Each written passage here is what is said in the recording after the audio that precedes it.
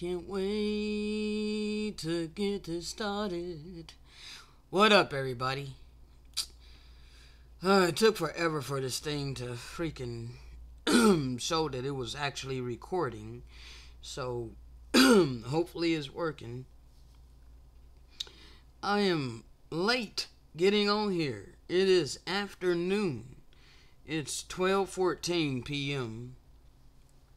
And it's the first time that I actually got a chance to actually start.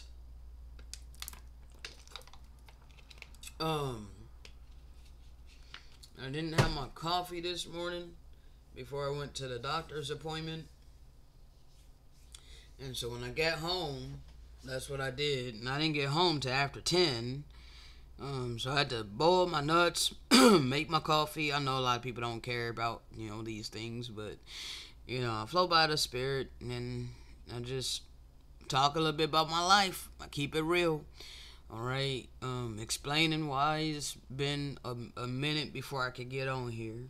Not that it really matters, because I get on here when I can. But I am here now, and we're going to continue where we left off from yesterday. Now, yesterday we focused on a lot. We focused on a lot of scripture dealing with our curses, okay? The judgment that came upon us, okay? Today we're gonna deal a little bit with why the Great Spirit allowed that great judgment to come upon us at the hands of the Gentile nations, and all the Psalms 83 that had the confederacy with the Gentile nations, okay? With the revived Roman Empire that was established right over here in the fourth part of the earth, okay? It's important for people to understand that all of this is not random, okay? This life that we've all been living is not random, okay?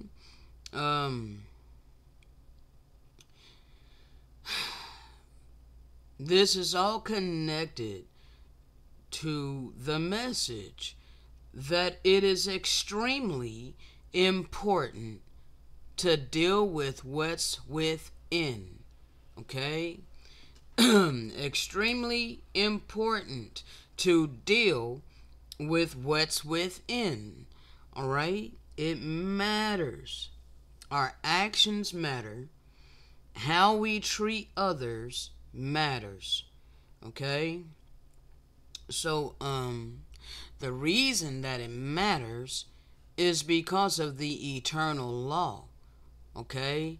Now, whether people keep the eternal law of love, or not, they're still going to be affected by the eternal law of sowing and reaping. Okay? So that's what people need to understand. Yeah, you have free agency to live your life however you see fit. But you are still subjected to reaping what you sow, okay? That's why it's important to treat others the way you would want to be treated, and to do for others that which you would want done for yourself, all right?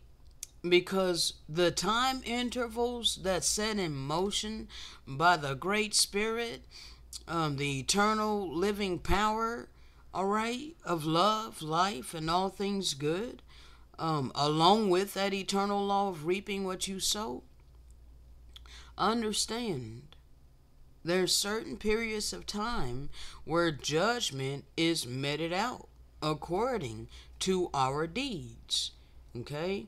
And we're extremely close to the time where great judgment is going to be poured out upon the wicked, okay? Therefore, it's extremely important to deal with what's within your heart and your mindset is extremely important to begin to soul search. Is extremely important to humble yourself like that of a child and unlearn all that we have been indoctrinated to believe according to the wisdom of this world. Okay? Let go of the wisdom of this world. Okay?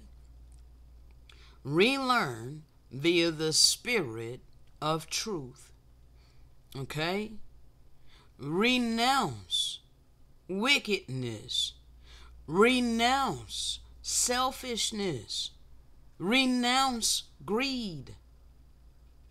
Okay? Renounce superficiality. Okay? It's time to be genuine, people. Even with yourself. Alright?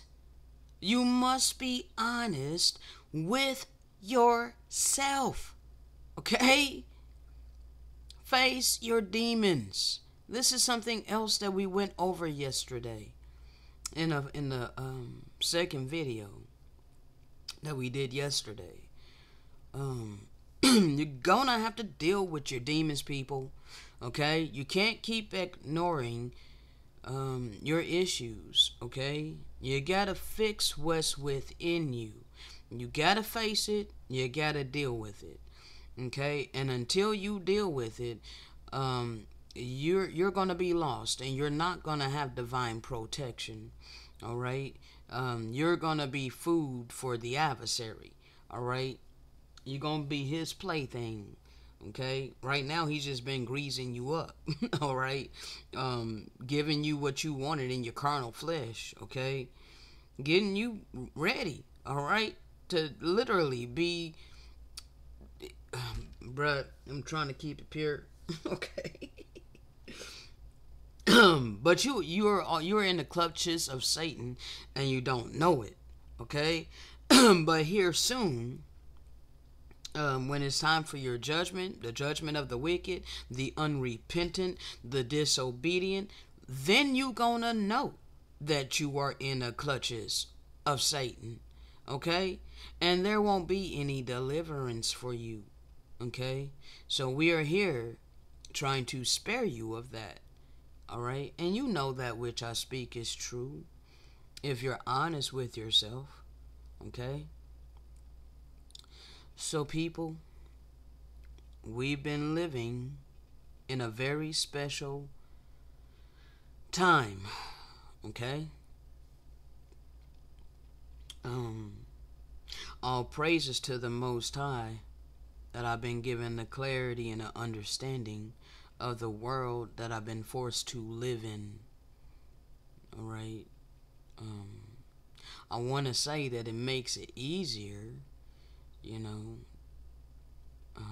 to deal with it, but, you know, on one hand it does make it easier spiritually, all right, because at least I do have the clarity and the understanding, but, you know, I still gotta suffer a lot, and even more so now, all right, in the physical, all right, and that part is very difficult. Okay? I'm not used to going cold turkey without smokes, without my herb. Alright? But I've been having to pretty much go cold turkey. I had a few butts left over. You know, I don't have a lot of butts left. So, bruh, my life sucks in the physical. Okay? People have not been showing mercy to me, alright? But yet I have been on here diligently, giving out all of this spiritual wealth freely, okay? All I have ever asked in return is for people to begin to show love to me. Compassion, kindness, mercy, empathy. Okay? And these are the things that the Great Spirit requires of all of us. All right? And I'm here out of those attributes. Okay? I'm not here to hate on people. All right? I'm not here to deceive people or manipulate people, any of that. I'm here to help people, okay, with what I have been given to give in abundance. All right? It's not my fault you people don't find any kind of value in spiritual wealth. It's crazy to me. Like, wow. Like, bro, what I have to give to you is way more valuable than any amount of money upon this earth. Okay? Money ain't eternal. All right? It was only established by the wicked in order to oppress the righteous and control everybody else. Okay? Because they can't control the righteous with their money. Therefore, we suffer. Okay? But everybody else is controlled by what they established as God, money. Okay? Yes, they're controlled by the God of money. They're doing all they can to get their hands on money. Okay? But yet they don't want to impart of what has been established as the currency of the earth in order to sustain our damn life. Okay, they done took control over all the freaking resources. All right, they done took control over all the damn lands. You know, they feel they act like they got, you know, the authority to say, like, basically, I don't even know how to put this in words, bruh. Do you not understand colonization? Do you not understand doctrine of discovery? Do you not understand manifested destiny? How these people literally just came over to indigenous lands. Bro, stop it. You are going to have to face this, okay? Stop blaming the poor for our circumstances when you keep refusing to look at the colonizers. All right? The Great Spirit did not establish money, people. The Great Spirit did not put a value system upon the resources of this earth. Okay? So, the only reason that people are working their jobs to earn money is because it was established by the wicked, who are sitting back like fat cats lining their pockets off of your slave labor. Okay? And because you have been complacent with doing that, you have accepted it as the true reality. Many of you are bitter. Okay? And you look at me like, how dare you think that you don't have to do what I have to do. All right? But understand, that mentality is wicked. Okay? Now, I didn't plan any of this intro. None of that. All right? But people, the suffering has been real. Okay? Like, I really wish people begin to show mercy. All right? I think it's been since the 16th or so that I've had less than $4 to my name. All right? I realize that I am not technically anybody else's responsibility. I realize I am a grown adult and I have made the choice to not earn money. Okay? But people are casting off the fact that I was instructed to do something different. Okay, now whether or not you want to believe that is irrelevant. I don't care what you people want to believe. But bottom line is you are refusing to show mercy out of your abundance, okay? And you're going to be judged for this, okay?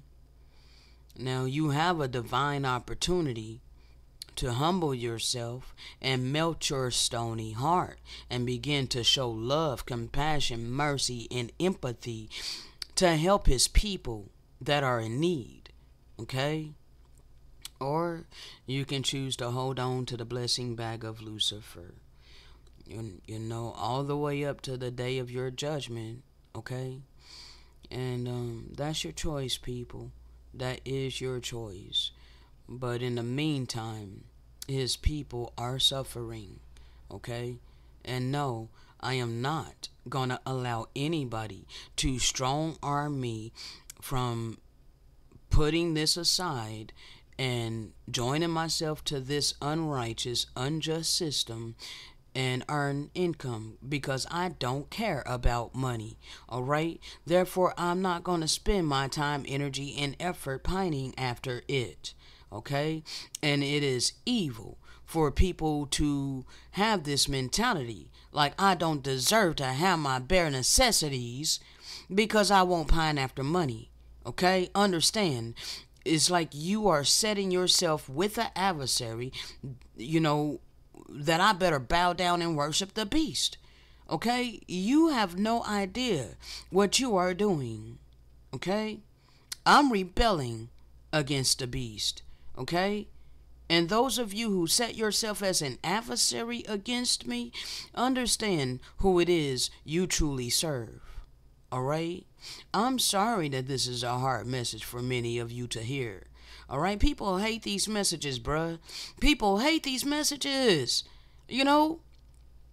But it's a damn shame. I don't care. I'm gonna keep speaking this word by the way of the Spirit. Alright? Gaslight all you want. Claim that I'm doing this for money. Claim I'm doing this for people to take care of me. No, bro. I'm operating in my purpose, and I got many videos on this channel breaking this down by the way of the Spirit. Okay? You people want to blow off the spiritual gifts that I've been given to give to you. And you're doing it to your own damn detriment. Want to be mad at me that I don't want to pine after fool's gold when I have the real gold that I'm giving out like candy, and people sneering up their nose at it as if it's irrelevant, as if it's nothing. But at the same time, on the side of your neck, you want to claim that you serve and love my power. My power looking at you like, wow, really? Looking at your heart like, wow, really? You serve me? And an adversary sitting back laughing at you.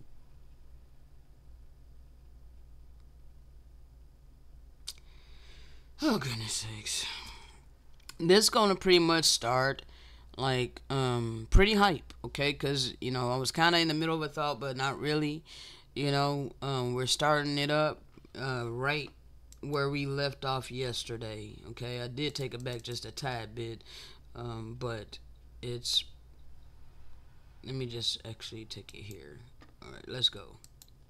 Let's do the other example, us. Okay? Being treated like animals. Alright? So you Gentiles, you gonna have all of this. Hold on. Alright, hold on. Okay? Being treated like animals. Alright? Yep, this was us being treated like animals. And I'm going to get to the nations who did this very soon. But first, we got to deal with this, okay? So, we were treated like animals, we were called 3/5 of a human being, okay? People know this.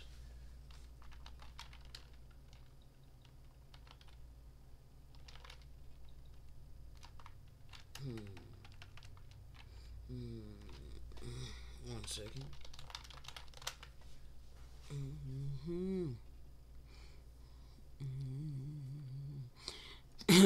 Now, the nations know this too. Alright. Now, this lady here, her name was Jane Elliott. Okay?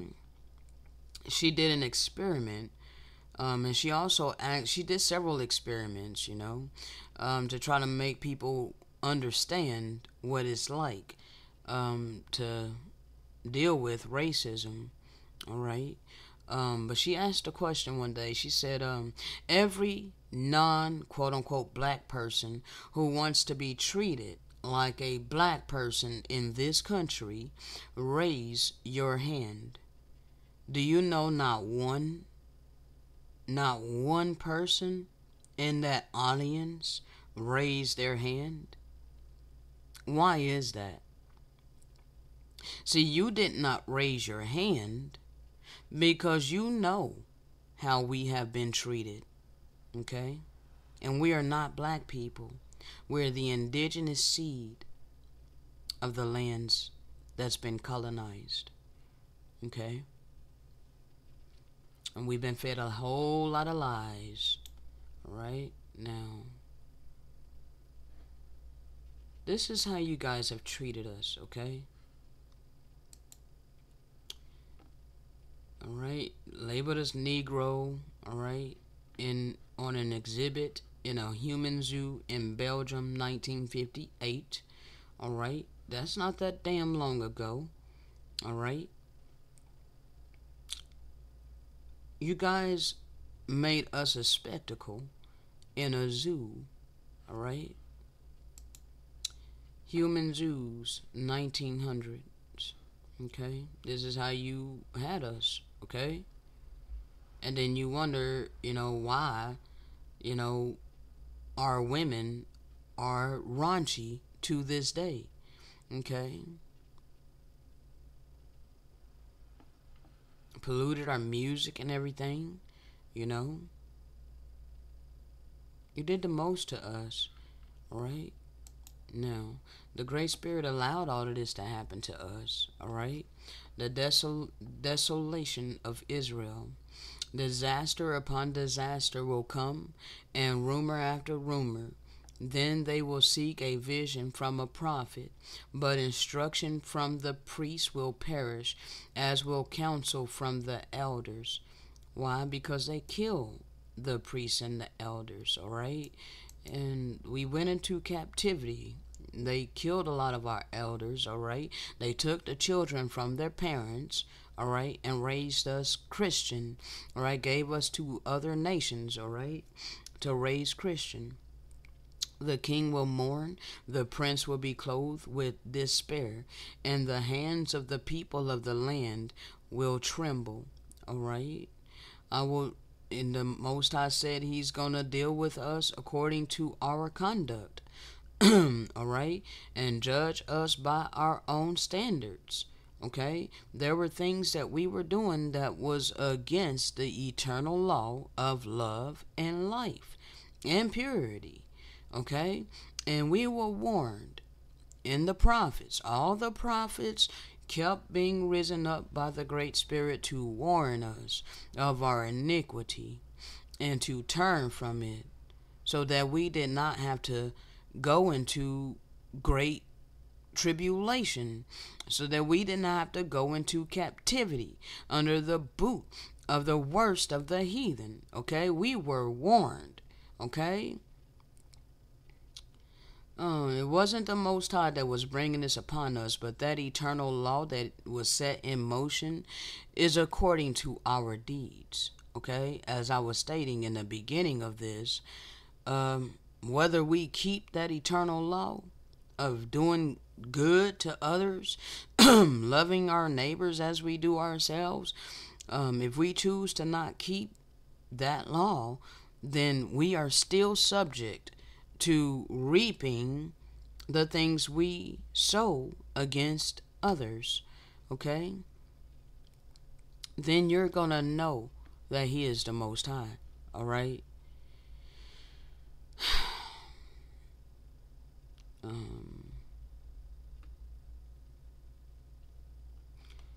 Now, from the ancient Eastern text, it's the Peshitta Bible, alright, Jeremiah 7. It's telling Jeremiah, therefore do not pray for these people, Why? Because, bruh, they were wicked. They were not listening to the prophet Jeremiah. Okay? So the Most High is like, Jeremiah, don't pray for these people. They don't have the ears to hear. All right? And the only way that they could be spared is if they had the ears to hear and would turn from their transgression. Our prayer for you ain't gonna benefit you when you refuse to be obedient to his eternal law. So, the Most High will tell us don't pray for you people, because there ain't nothing that he can do to prevent your judgment, okay? No. And you are going to have to reap what you sow, all right? There's no point. It would be futile for us to pray for you.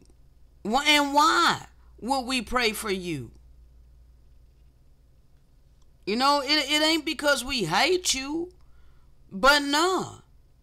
You know, bruh, it's a righteous thing to reap what you sow. Okay? So that way you learn. Okay? So the Most High told Jeremiah, don't pray for these people, neither supplicate for them, nor make intercession to me, for I will not hear you. Do you not see what they do in the cities of Judah and in the streets of Jerusalem? The children gather wood, and the fathers kindle the fire, and the women knead dough to make cakes to the Queen of Heaven, and they pour out drink offerings to other gods, blood gods, that they may provoke me to anger. Because they were shedding blood, okay? They were doing all of that and shedding blood, all right? And it is not I that they provoke, says the Most High, but they provoke themselves, that they may be ashamed. Okay? Therefore, thus says the Most High Power, behold, my anger and my wrath shall be poured out upon this country. But it's not his anger nor his wrath, but their own damn evil deeds. Okay? That's going to be poured, that was poured out upon them. Okay? Upon the land, upon men, upon beasts, and upon the trees of the field, and upon the fruit of the ground. And it shall burn, and shall not be quenched. Okay? Thus says the Most High Power of hosts, the power of Israel. Add your burnt offerings to your sacrifices. And they polluted the scripture because he would never tell us to eat meat. Okay? And we're going to get into that in just the next one, okay? But you see it says, add your burnt offerings to your sacrifices and eat meat, which I did not command your fathers to eat. All right? Neither did I command them concerning either burnt offerings or sacrifices in the day when I brought them out of the land of Egypt. Okay? He did not command burnt offerings or sacrifices. Okay? Therefore, Jesus did not come to the earth to be a human sacrifice, because that does not come from the Most High. Okay? No blood sacrifices come from the adversary. Okay? But this thing I commanded them, or instructed them rather. Okay? Because the Most High is not a dictator. Alright? People need to understand that. The Most High is not a dictator. He instructs us to keep the eternal law so that it will be well with us, okay? But we have free agency to disobey that law and reap judgment, okay? Because of the eternal law of reaping what you sow, all right? So he instructed, saying, obey my voice, and I will be your power, and you shall be my people. And walk in all the ways that I have instructed you, that it may be well with you. That is a benevolent power that is trying to protect the creation. All right, trying to protect his creation. Don't want his creation to suffer. Okay? wants us to be obedient, wants us to follow his ways so that it will be well with us. Okay? But my forefathers did not listen, nor incline their ear to hear, but they continued to walk in their own counsels and in the imagination of their evil heart. They went backward and not forward. From the day that my forefathers came forth out of the land of Egypt to this day, the Most High said he has sent to them all his servants, the prophets, daily. Sent them in advance to warn them. He always sends the prophets in advance to warn. But they did not listen. Isn't it like that today? Not calling myself no prophet.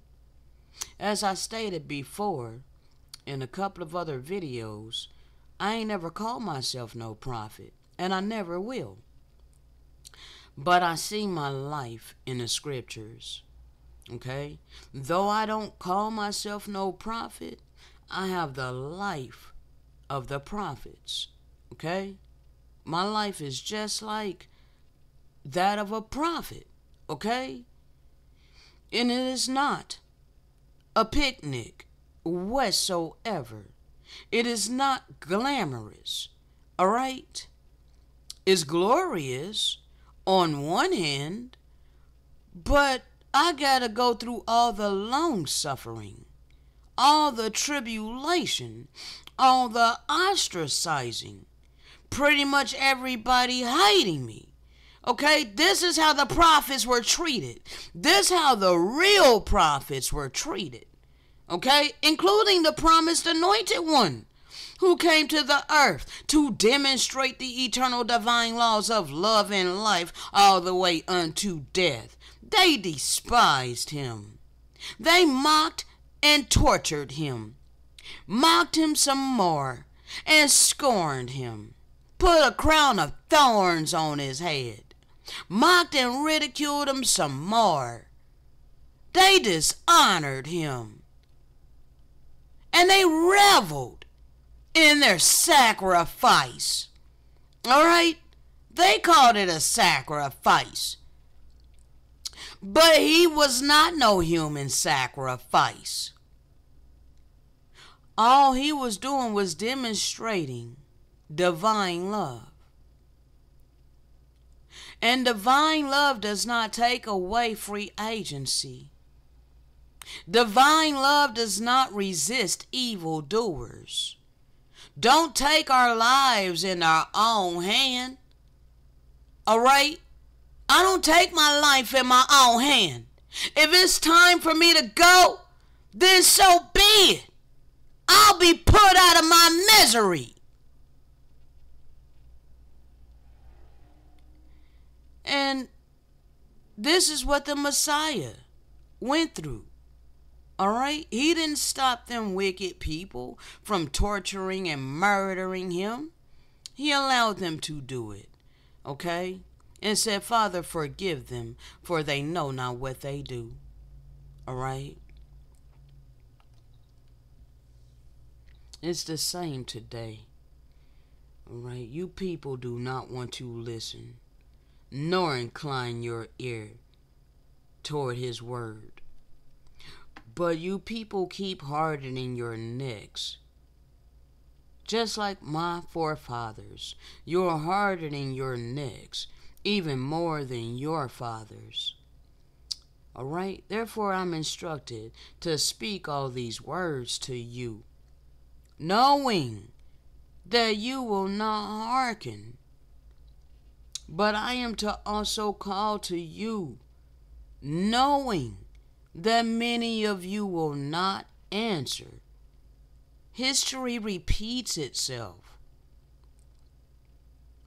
Truth is perished and is cut off from their mouth. All right? You love living in gross darkness. and deceptions. You love the lies of Satan. You love Pleasure Island. You have no desire for spiritual enlightenment. It does not please you to hear the living word by the way of the Spirit.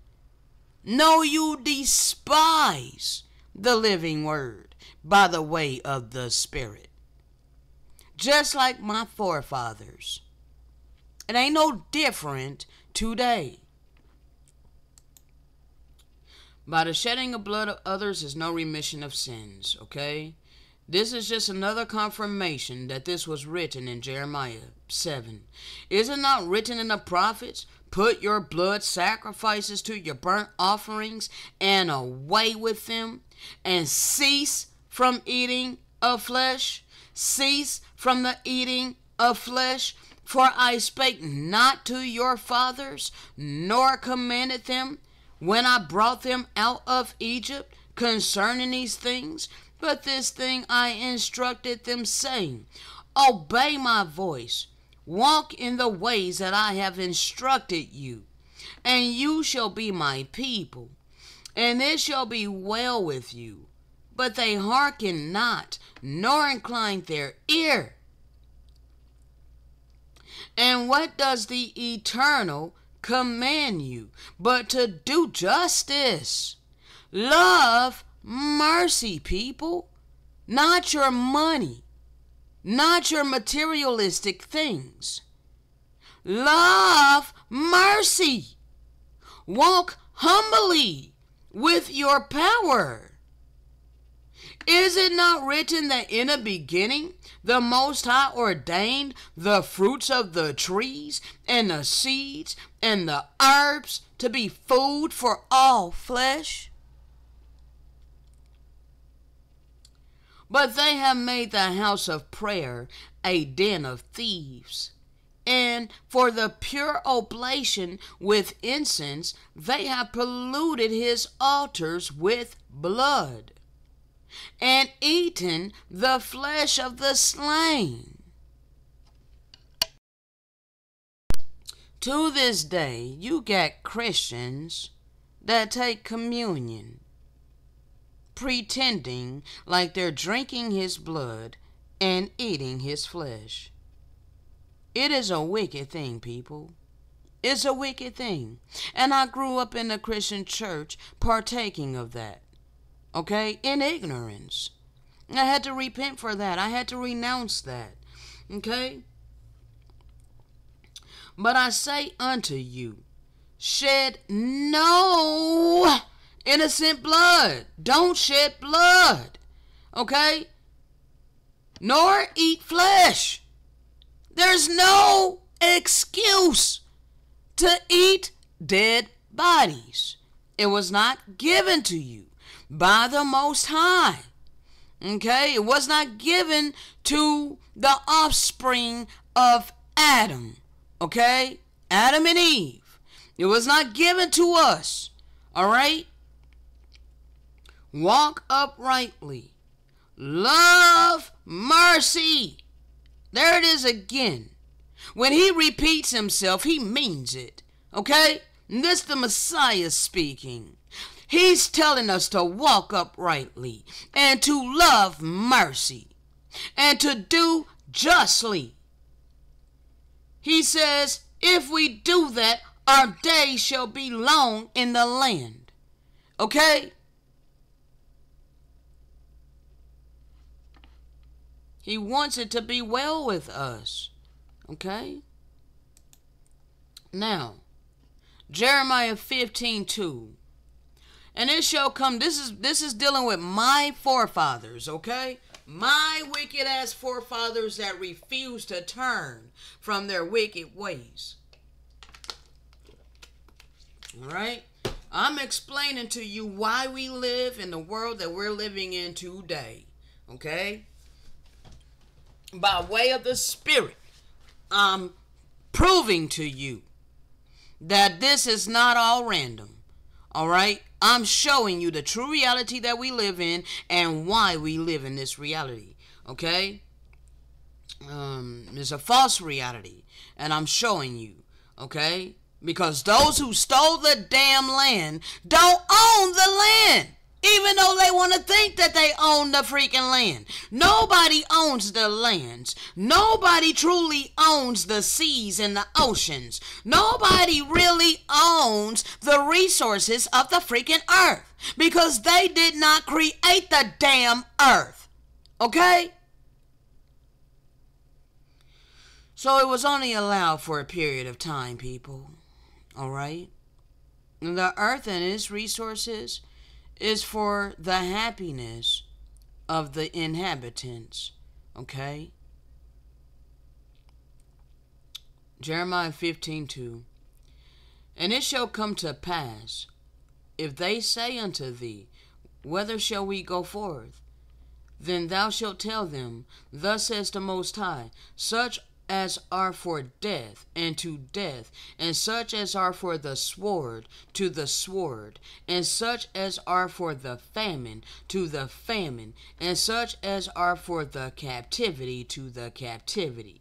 Why? Because this is what my people were sowing against the creation. And not only against the animals, but they began to kill the prophets. Okay? Then said the Most High unto me, though Moses and Samuel stood before me, yet my mind could not be toward this people. Cast them out of my sight and let them go forth. Leave them to their own devices, basically, is what he's saying. And it shall come to pass, I just read that, okay? I don't have to read it again, all right? So the Most High allowed that freaking cup of indignation to be poured out upon us. All right, the way that they wrote this is that the Most High is doing these things or did these things to my people, but did not. He did not do these things to my people. My people did these things to themselves, okay, because they chose to be disobedient and disregard the loving instruction from our loving Maker, okay? The maker of our spirit, the lover of our soul, okay? We were instructed to walk in his ways so that it will be well with us. But because of our disobedience, we had to reap that eternal law, okay? We reaped what we sown, okay? So he allowed to be appointed over us 4 kinds, said the Most High, all right? The sword to slay. Why? Because we were living by way of the sword. We were spilling blood, therefore our blood had to be spilled. Okay? The dogs to tear, alright? Like, look, we were mistreating the animals, okay? So now the animals are going to mistreat us, all right, and kill us. We were killing the animals, so now the animals is allowed to rip us to shreds. We were killing them and cutting them up, cooking their dead bodies and all of these things. So the animals got to tear us apart and eat us, okay? And the fowls of the heaven to do the same. Peck at our dead bodies, okay? Eat us, all right? And the beasts of the earth, all right? To eat us, because that's what we were doing, okay? To devour and destroy, all right? And allowed us to be removed into all kingdoms of the earth, all right? Because of our wickedness, our transgression that we were doing in the land, okay? For who shall have pity upon us, O Jerusalem? Or who shall bemoan thee? Who shall go aside and ask how you do? See, we're the nation of people that no one seems to give a damn about. Okay? Yes, the only nation upon the face of this earth that has never been restored for all the atrocities that has been allowed to befall us. Okay? And nobody gives a damn. All right? That's biblical prophecy. All right? But now them people over there in a so-called Middle East, All right. And wherever they are, for all of this time, they've been getting all kinds of pity and empathy and sympathy, all kinds of biographies made about their atrocities and that happened to them. Okay, the world has been sympathetic toward them. So that don't fit this, okay? Because many people have bemoaned them. Many people have went aside and asked how they do. Many people have pitied them. Okay, to this day, they are paid reparations. All right? But to this day, none says to restore the real biblical people. Okay? To this day, the real biblical people has never been restored. Okay? There's a reason for it. Nazarene Acts of the Apostles, a set apart place. All right? Now,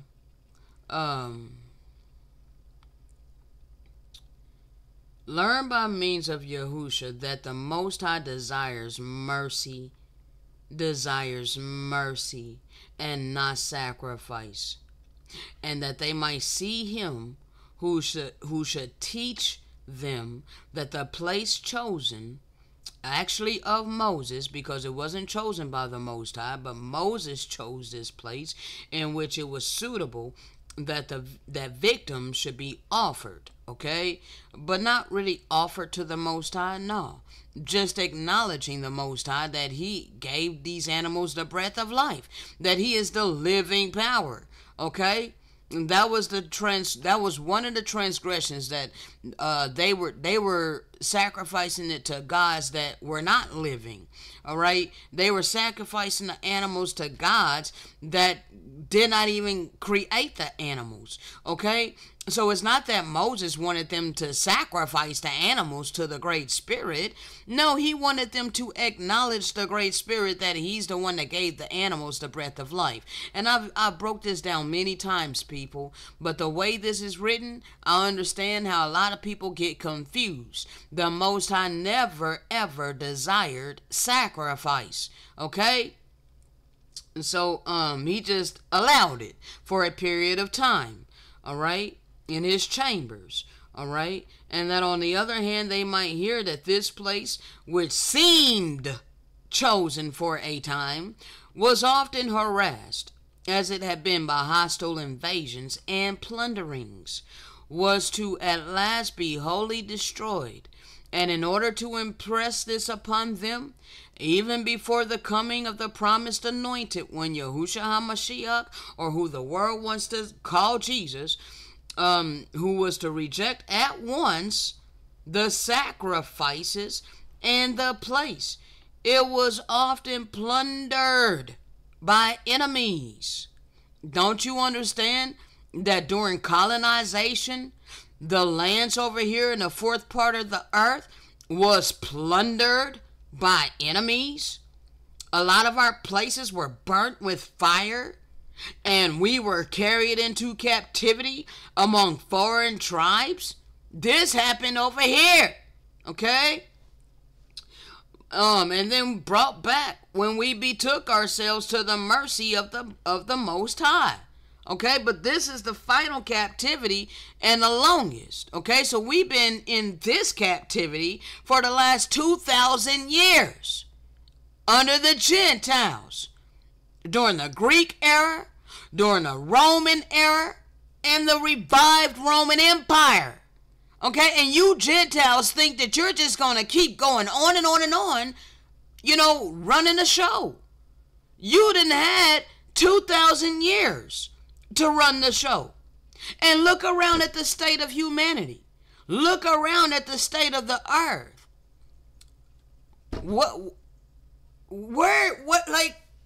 Where's the righteousness? What do you have to show forth, that's good? Okay, like, where is the righteousness? Where's the good that came out of your rule, your reign? There ain't none. All humanity and all creation is groaning and mourning, travailing in agony and pain together until now. Okay? The worst oppressors in all history. All right? So we're still in this captivity, okay? But, however, there is a remnant of us that betook ourselves to the mercy of the Great Spirit. All right? And we have been taught that by these things, we've been taught that people who offer sacrifices are driven away and delivered up, allowed into the hands of the enemy. Okay? I know that now. All right? I'm part of the remnant that is aware of this. Okay? And he continues, but they who do mercy, okay, again, they who do mercy and righteousness are without sacrifices. That includes you Christians. You are going to have to renounce blood sacrifice. And I know that many of you would be frightened to do that because it's a fear-based religion. You think you're going to burn in hell if you renounce blood sacrifice. But I've been showing you how blood sacrifice don't come from the Great Spirit, but it comes from the adversary. Okay? So you're going to have to renounce the adversary if you want deliverance. Okay? You have to do mercy. You have to do righteousness. You have to be without sacrifices. Blood sacrifices, okay? Therefore, you can't be attached to that ideology that Jesus came to the earth to die for your sins. Okay? You need to repent for believing in that ideology, because it's a wicked ideology. All right?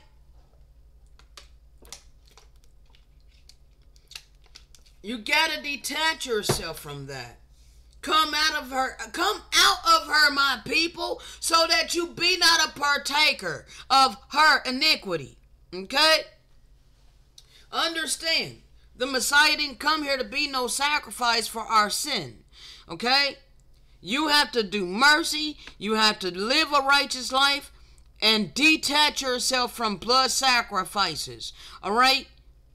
This is what my people, the remnant, the 1/3 of us that are obedient, we are doing this. Therefore, we are going to be freed from this captivity. And we are going to be restored to our ancestral land. We're going to be given back our land. All right? We're going to be governing ourselves, not be governed by our enemies under the boot of the worst of the heathen, being oppressed by them, okay, and their economic system, okay. But we realize that very few understand this. For the greater number, the masses, though they can perceive and observe what I've been instructed to speak, yet they're going to hold to the irrational opinion of the vulgar. All right? Of the profane. They're going to hold to the wisdom of this world. Okay? For right opinion with liberty/freedom is the exclusive right of a few. Okay? This world was made for many. Okay? But the world to come is made for a few. All right? So if you ain't got the ears to hear by way of the Spirit, just be prepared to be dealt with. Okay? Now, according to our actions, the Most High show no mercy to them. Okay? Show no mercy to us. According to our actions, the Most High show no mercy to us. He couldn't. All right? Because we refuse to have the ears to hear. Therefore, It would not be a righteous thing to never allow us to reap what we have been sowing, okay? Because we would never learn. And how would that be righteous toward the animals that we were mistreating? All right, the animals cry out for mercy on a continual basis. They're living beings. They feel the same pain that we do. Would you think that the Great Spirit don't hear their cries of mercy? The humans ain't giving them no mercy, slaughtering them in the slaughterhouses. They're receiving no mercy in the slaughterhouses. Alright? They were receiving no mercy when it came to my wicked ass forefathers sacrificing them in the temple. Okay? So therefore the Great Spirit could not show mercy unto us. Alright? We sealed our fate with our disobedience. Okay? So he allowed us to be hunted down. He allowed our descendants to be hunted down. Alright? And not one of us escaped. Alright? The Most High is faithful in all his judgments which he makes in the world. Alright? And that judgment is that eternal law of reaping what we sow. Okay? The lawless one laid waste our land. Alright? And I know it says so no one inhabited it, but bruh, you gotta understand this is not always literal, it's not always physical, okay? It was the fact that the righteous were not inhabiting it, okay? It was overtaken and overran by the wicked. Let's keep reading. Alright, they massacred young and old and children at the same time. They had no pity upon the young or old, okay? In his wrath, he expelled us, all right, to the west. And he did not spare even the officials of the country from ridicule and dishonorableness, okay? They would literally rape the wife of the paramount chief, the most respected chief in all the island. He would take the wife of that prominent man and rape his wife. This is the type of shit that they did. Okay? As the enemy was a stranger, and his heart alien to our power, he acted arrogantly. So he did in Jerusalem all these things that the Gentiles do for their gods in their cities. Alright? And the Gentiles' God is money. Alright? And the children of the covenant living among the Gentile rabble adopted these practices. Alright? Understand. That's happened. This why many of my people, they think just like a Gentile. Okay? They are concerned about how they're going to live, how they're going to eat, how they're going to clothe themselves. But these are the things that the Gentiles care about. This is not what we were instructed to do. Alright? Let me prove that.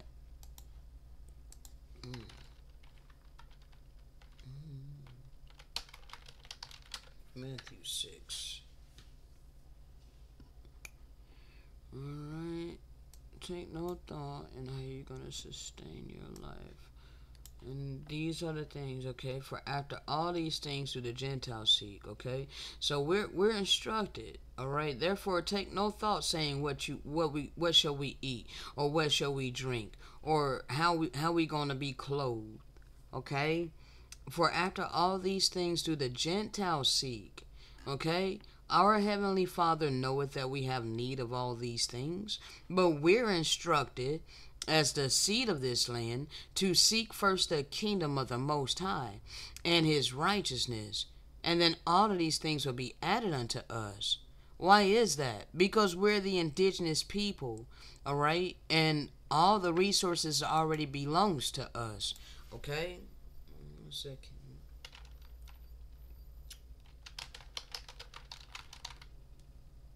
I'm called by my name. Oh, humble.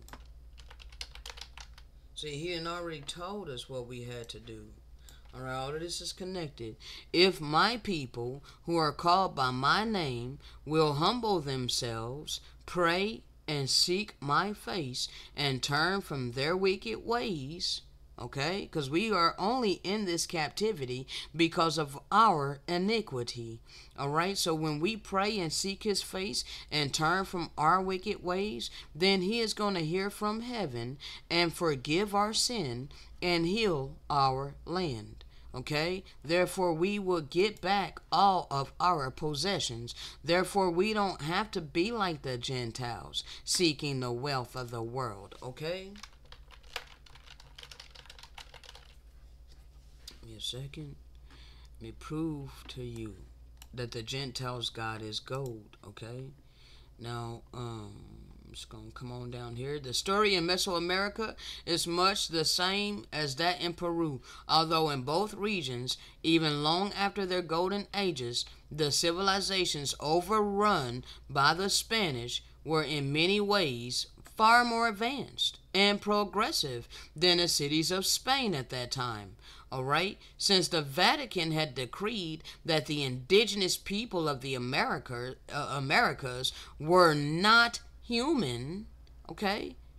We were treated like animals. That's why they had us in a zoo and all of these things, okay? And thus had no souls, all right? Anything was tolerated in the blind pursuit of the one and only God. Gold, okay? From Cuzco alone, the Spanish took billions of dollars worth of gold, often in the form of extraordinary pieces of artwork melted into ingots. Much of the wealth that came from the conquest ended up in the coffers of the Catholic Church, which in turn continued to support the conquistadors. Okay? Ultimately, the goal of the conquistadors was to break the spirit of the people. They were enslaved, so we were enslaved and brutalized, stripped of everything that had meaning, and our spiritual practices were outlawed. However, many of my people were doing religious practices that were wicked, and that is why this great judgment was allowed to come against us. Okay? And they thought that they were doing the law of the Most High. They thought they were doing the will of the Most High. The conquistadors, all right? The Spanish invaders, all right? Those who colonized, they call themselves doing God's work, doing God's service, okay? Because they outlawed our traditions. All right, and were calling us wicked, okay, saying we were pagans, you know, we were against God and all of these things, okay. So this is how we began to be demonized, all right. However, despite this violence, the seed did not die, but instead went underground within the unconscious, where in the realm of our deepest yearnings it awaited the return of the light. And that is here right now. He awakened us in the land of our captivity, brought back to remembrance of who we are. And now we are here to help you, okay? This is from Return of the Children of Light, okay? So I'm showing you that these people, the Gentiles, they're in blind pursuit of the one and only God. Their one and only God, which is gold, okay? Money, okay? Now, that's because the Gentiles seek for these things because they were not instructed to seek the kingdom and the oracles of the Most High. All right? It's okay for them to pursue, you know, the wealth of the world because there's a purpose for them. All right? There is a purpose for them. All right? They're going to have to renounce their ways, though. Okay? And they're going to have to begin to show mercy. All right. Let's see. So we had adopted their practices. All right. Thereby no one among them in Jerusalem acted with mercy or truth And we can see this today. Okay? Hardly none of my people are acting with mercy or truth. They are blinded by the deceptions of Lucifer. They're blinded by the illusion of this false ass reality. All right? Those who loved the assemblies of the devout fled from them as sparrows fled from their nests. They became refugees in the wilderness to save their lives from evil. All right? The life of even one who was saved from them was precious in the eyes of the exiles. They were scattered over the whole earth by these lawless ones, okay? The invaders, all right? So there are a few of us that have been ostracized, all of our life. We've been casted out from among the wicked, okay? We've been forced to, be alone, okay? For the heavens withheld rain from falling on the earth. Springs were stopped from the perennial springs far underground to those in the high mountains. For there was no one among them who practiced righteousness or justice. From their leader to the commonmost of the people, they were in every kind of sin. All right, like Sodom and Gomorrah. Okay, the king was a criminal. All right, those who set themselves up in authority are criminals. Okay, and the judge disobedient, not keeping the eternal law of love, life, and all things good. All right, we're talking about now, to this day. All right, those who are in authority are criminals. Okay. The judge of the earth, the judges, or the judges of this world that set themselves up, they're the judges. They're disobedient. Many of them, most of them, are disobedient to the eternal laws of love and life. Okay, and the people, most people, are sinners. Okay, and don't even want to know of their iniquity. They get pissed, when we're shining light on their iniquity. Okay. They want to remain in gross darkness. They don't want to know of their iniquity. All right? And they see it as an attack. Now, you Gentiles, you Europeans, Caucasians, okay? We didn't create this statue, all right? Your people created this statue.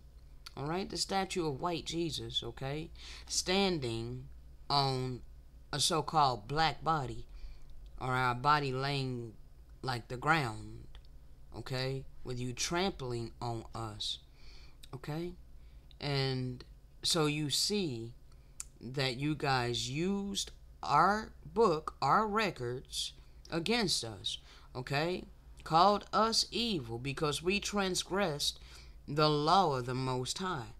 And you're absolutely right. We did. And we were evil. Okay? But you did great evil. Okay?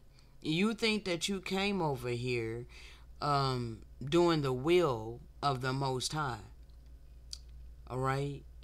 Killing us, raping us, feeding our babies to alligators, burning us alive, cutting off our hands, ears, noses, ripping open the bellies of pregnant women, snatching out their babies and dashing their heads against a wall. None of that is righteous, okay? It doesn't matter that you came over here doing it in the name of Jesus, okay? It was not righteous, all right? Therefore, the judgment that the Great Spirit allowed to come against us at your hand is going to come back around to you. Alright? You spilt much blood in order to establish yourselves on top of us. Okay? And you got statues of it. You get pendants of it. Okay? You have prided yourselves on trotting us underfoot. You've prided yourselves with having all of the resources, having abundance of your wealth and money, materialistic things. All right? Got to revel and gloat in white superiority. Okay? Got to demean us, mock us, ridicule us, kick us while we're down, and all of these things. Okay? I speak the truth, people.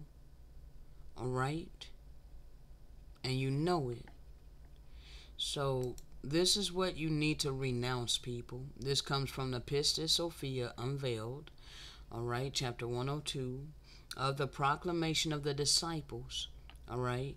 The Messiah continued again in the discourse and said unto his disciples, When I shall have gone into the light, then herald this unto the whole world, and say unto them, Cease not to seek day and night, and remit not yourselves until you find the mysteries of the light kingdom, which will purify you and make you into refined light and lead you into the kingdom of light. Okay?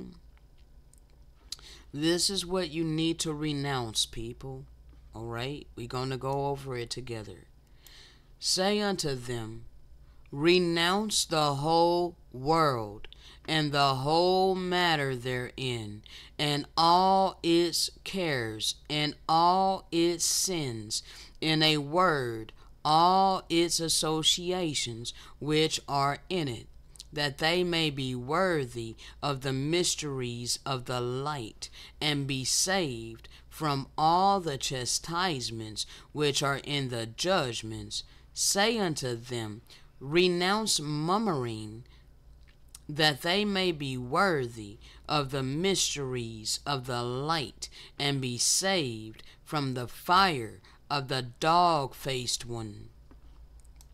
Check my time. We're at 1:12. Alright.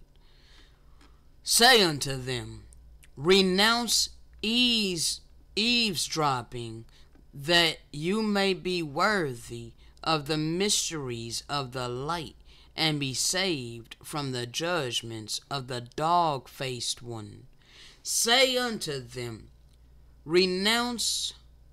Let's find out what this word is, okay? So we know exactly what we need to renounce, all right?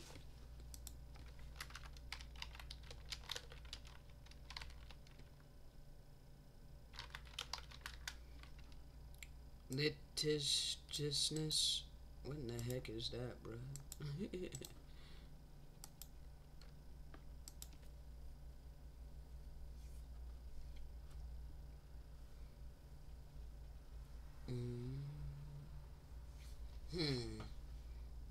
So basically taking people to court. Disputations.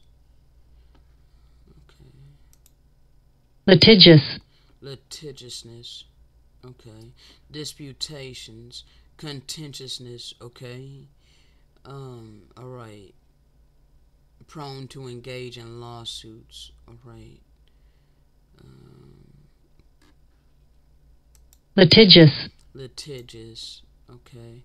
Say unto them, Renounce litigiousness, that we may be worthy of the mysteries of the light, and be saved from the chastisements of Ariel. Alright. Say unto them, Renounce false slander, that you may be worthy of the mysteries of the light, and be saved from the fire rivers of the dog-faced one.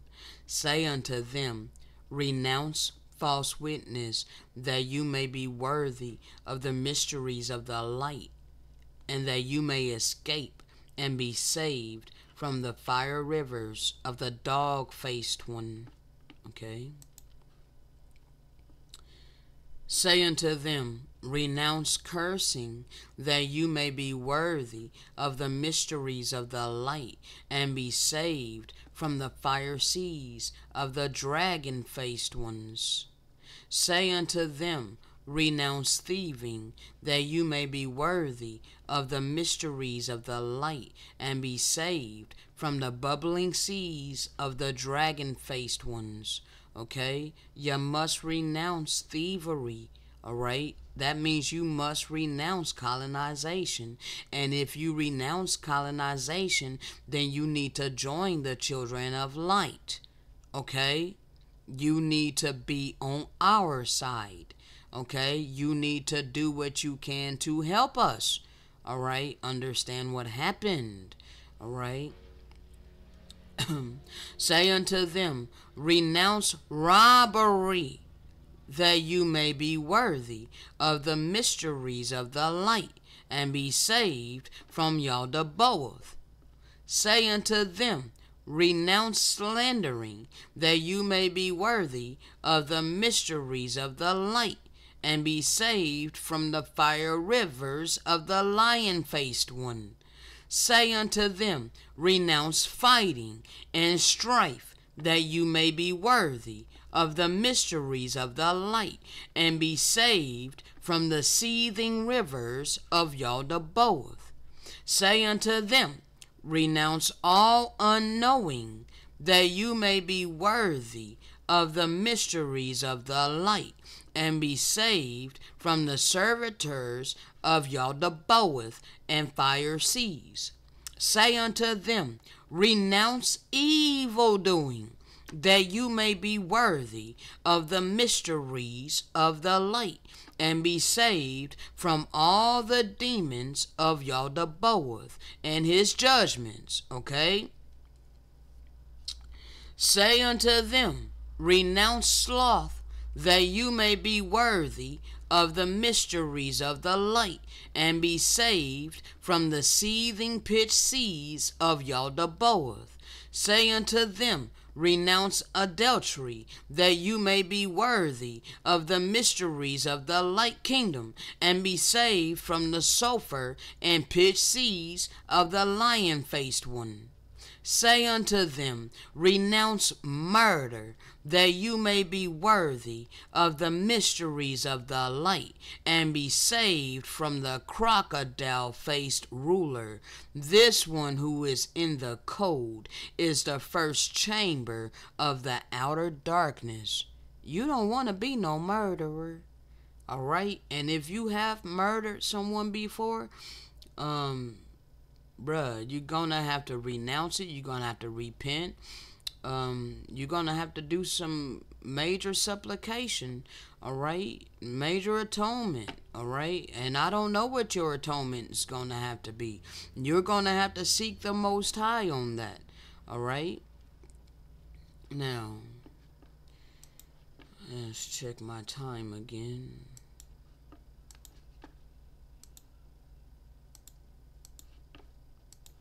Alright, we're at 1 hour and 18 minutes.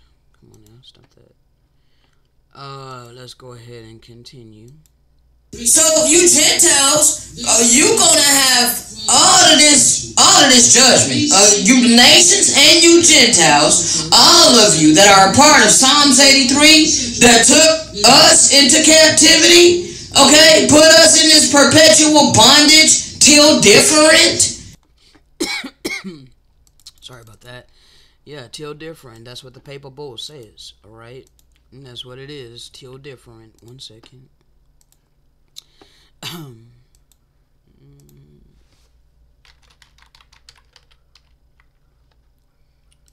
Till different. Okay.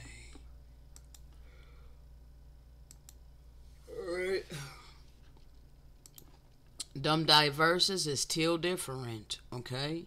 Paper bull till different. Alright? It was issued on the 18th of June, 1452.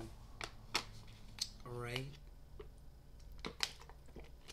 So all of this time, we've been up under this captivity. Alright? This was when, the fourth part of the earth was invaded by the pale horse. Alright? And we're going to get into that in a little bit, okay? Because it's coming up in the audio. But understand, Gentile nations, okay? the Great Spirit allowed you guys to benefit. Okay, so all nations that flocked over here, let me get my thing 1 second. Give me just a second.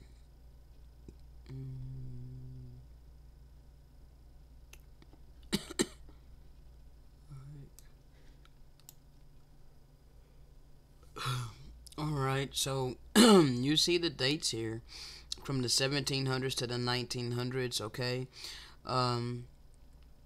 The red carpet was laid out, okay?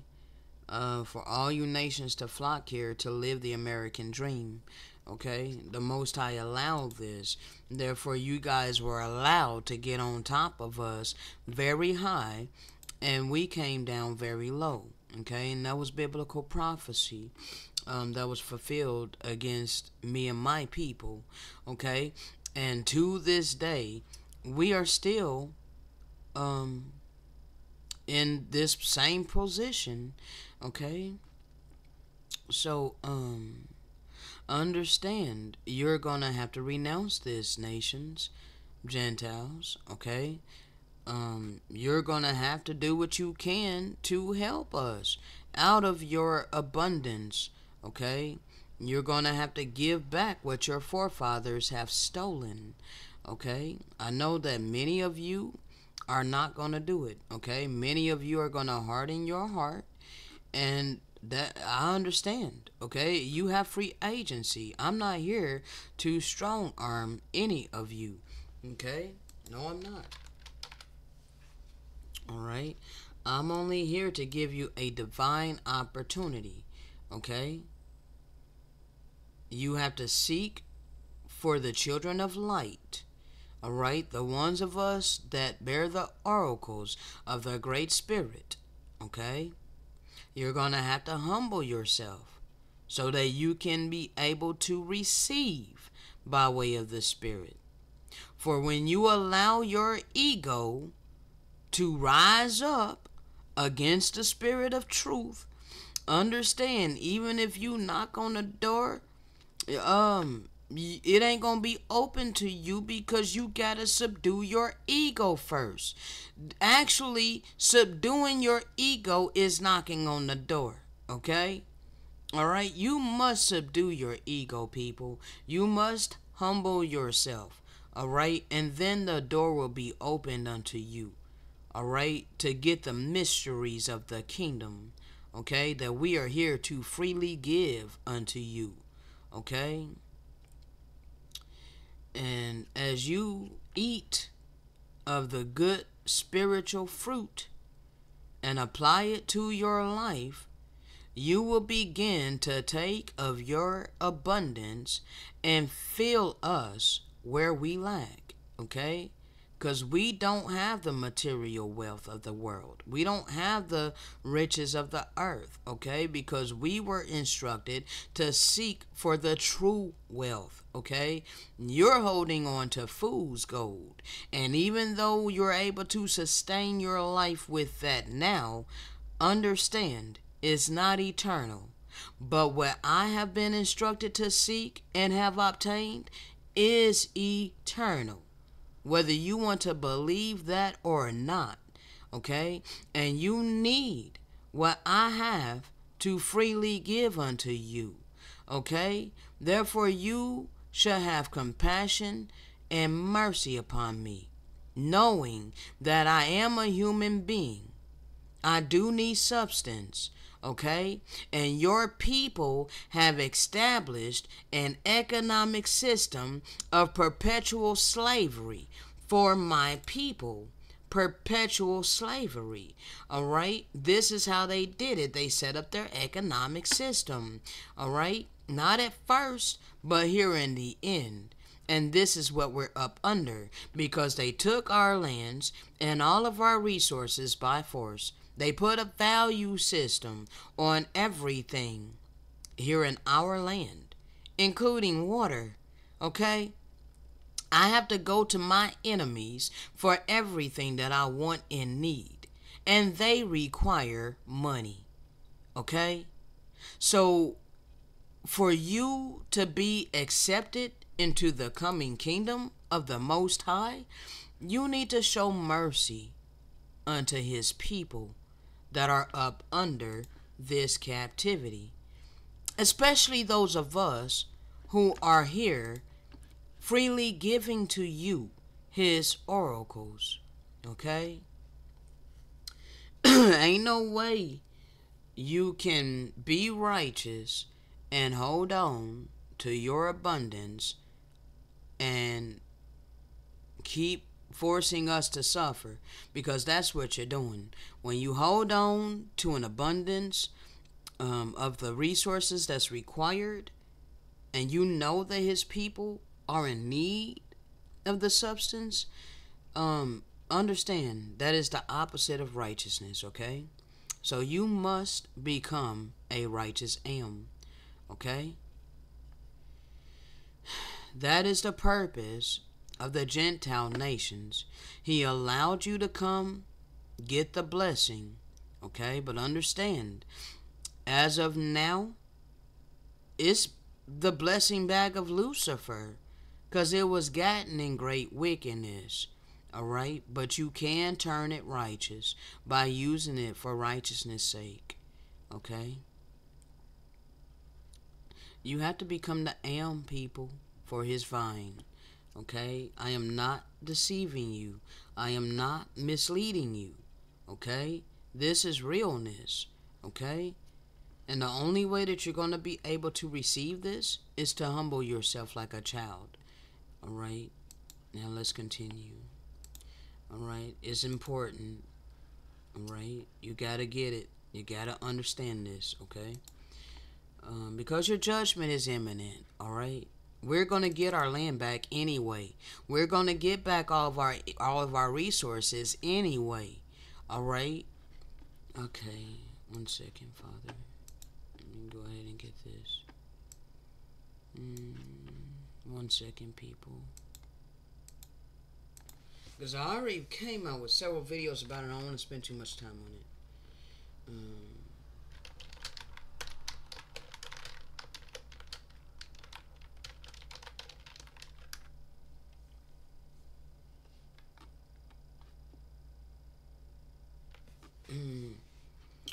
Alright, let me switch you guys back over here. The elm and the vine work together, okay? The Great Spirit is about balance, alright? We're to help one another, okay? Pruned am trees. Pruned means that you have humbled yourself. You have submitted yourself to the truth of the Great Spirit, okay? Pruned am trees act as vine supports, okay? You are to support his vine. Those of us that have the spiritual wealth freely giving to you, okay? It's not a marriage, okay, but it is a divine work that the Great Spirit is going to do upon the earth, okay? The shepherd of Hermes, the elm and the vine, all right, they give structure, gather water, and make more fruitful the work of the vine. How would you make more fruitful the work of the vine? See, I have not had an elm arrive yet, all right? But still yet my work is fruitful, but the elm will make it more fruitful, all right? Because I would not have to deal with a slow, laggy ass PC, all right? I would more so be able to soar in my purpose instead of being held down by this unrighteous economic system, okay? I'm held down by economic slavery, all right? When I have no finances in their economic system, it causes me to not be able to soar in what the Father has given me, okay? So the elm would make more fruitful the work of the vine, okay? But the am alone does not produce no damn fruit. Okay? You're not producing any fruit, am. All right? In order for you to begin to produce fruit, all right, you need to come together with the vine. All right? So that we can have an abundance of fruit. So that we can do this divine work upon the earth together. All right? Let me see.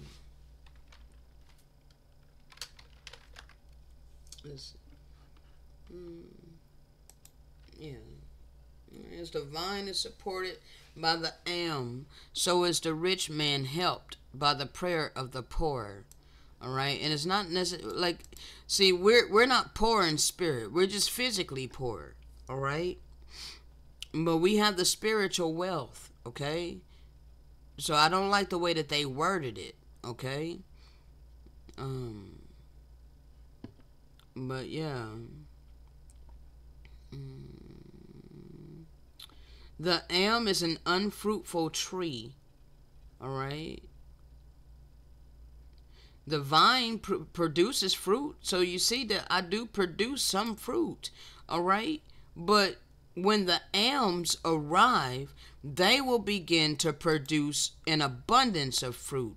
And I'll be able to produce that much more fruit. Okay.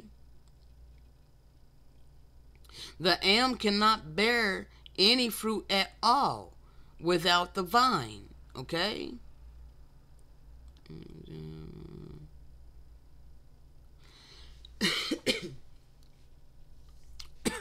You see, moreover, once we're attached, the am and the vine, that the am also produces much more fruit.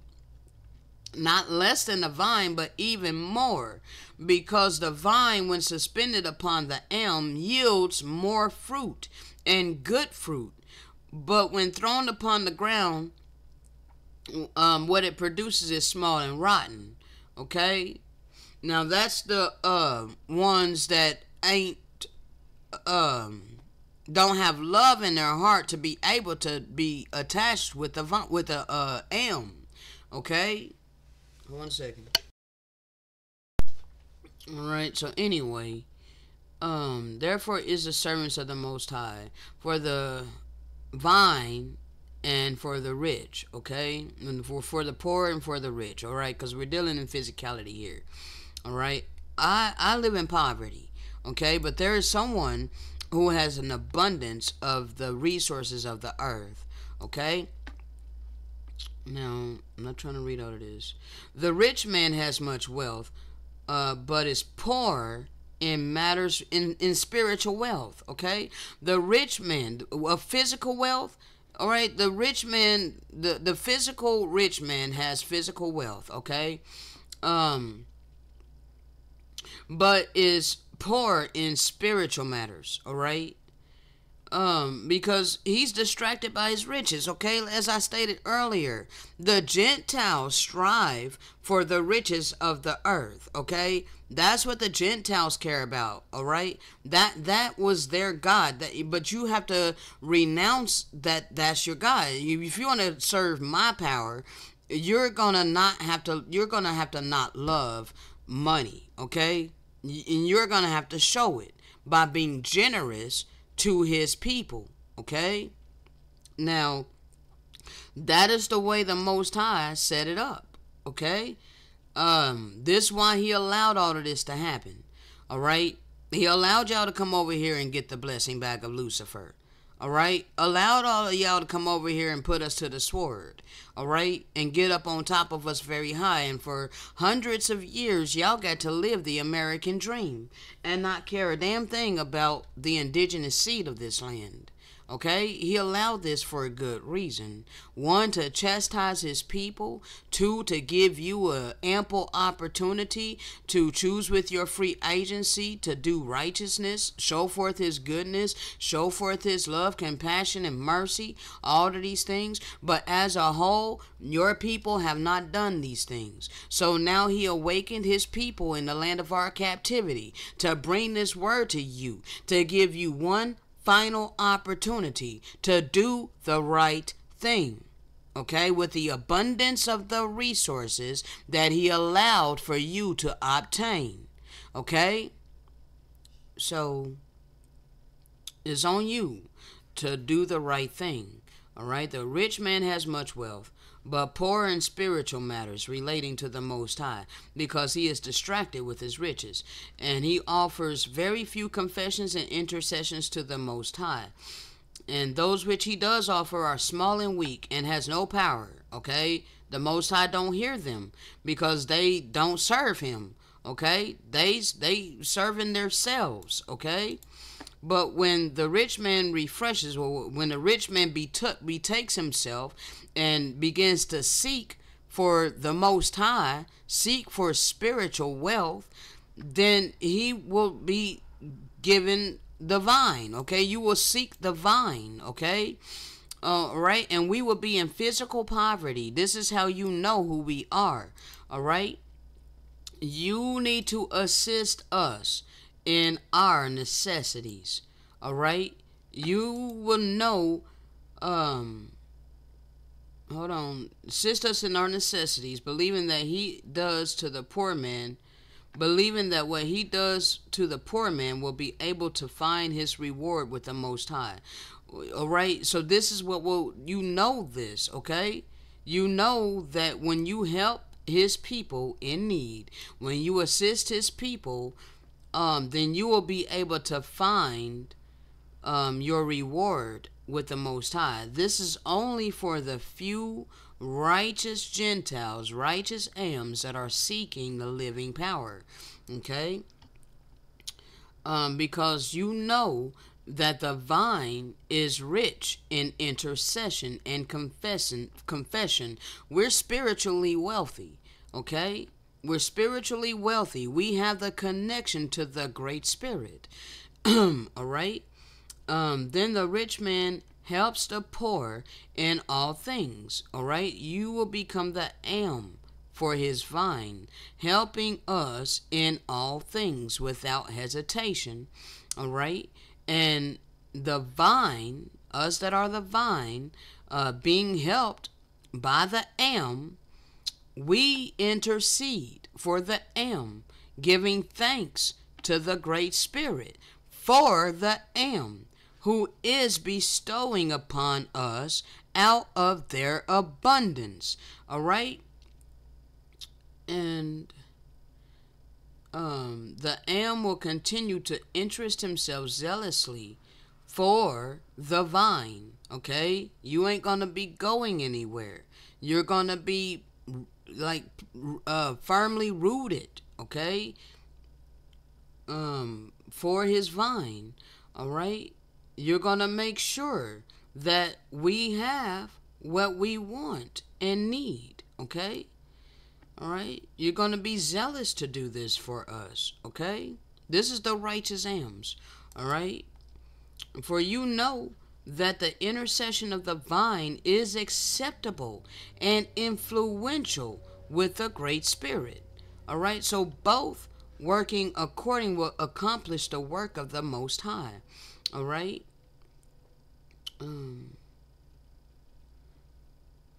So you see, is the work, it's the great work that the Most High is going to do upon the earth. All right, now I got other videos going into great detail about this, people. All right. All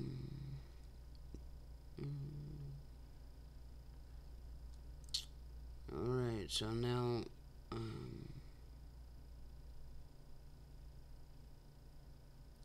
So when this great judgment hits, all right, when the drought and the famine and all of that comes, the am which contains water nourishes the vine, and the vine, having an unfailing supply of water, yields double fruit for both itself and for the am. All right, so we will be sustained. We will be divinely protected. All right, because this is a divine work that the Most High is going to do upon the earth. Okay? So also the poor man interceding with the Most High on behalf of the am. The vine interceding interceding with the Most High on behalf of the Am. All right, the Am will increase their riches.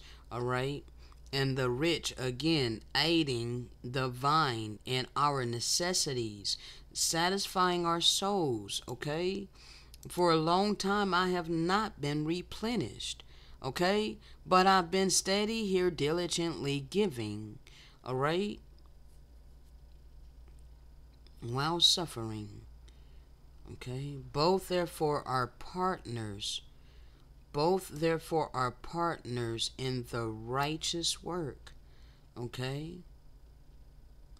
He who does these things shall not be deserted by the Most High, but shall be enrolled in the books of the living. All right?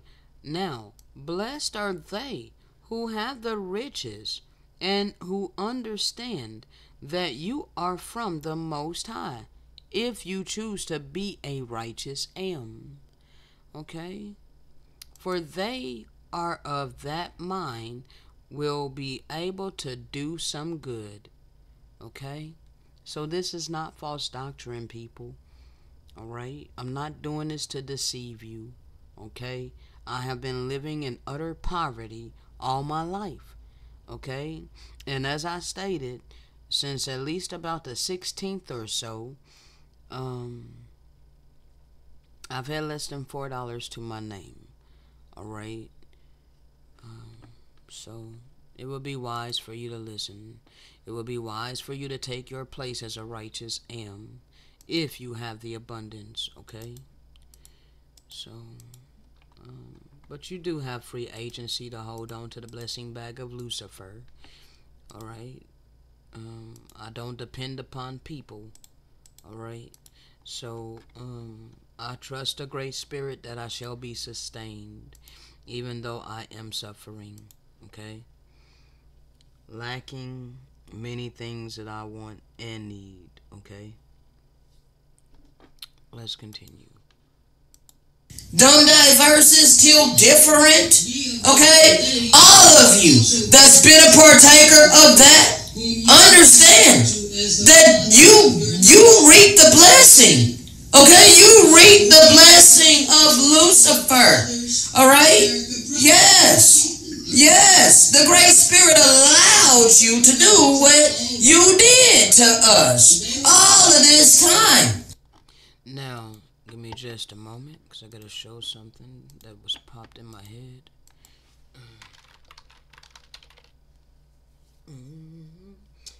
All this time.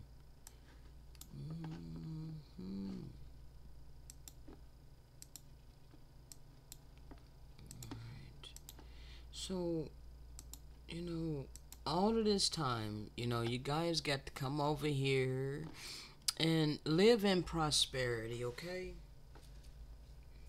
You really got to live in prosperity, people. And you know it, okay? That's why you have this stuff like this. Alright, you gotta quit playing with us, alright? I done showed you the statue, how you standing on us.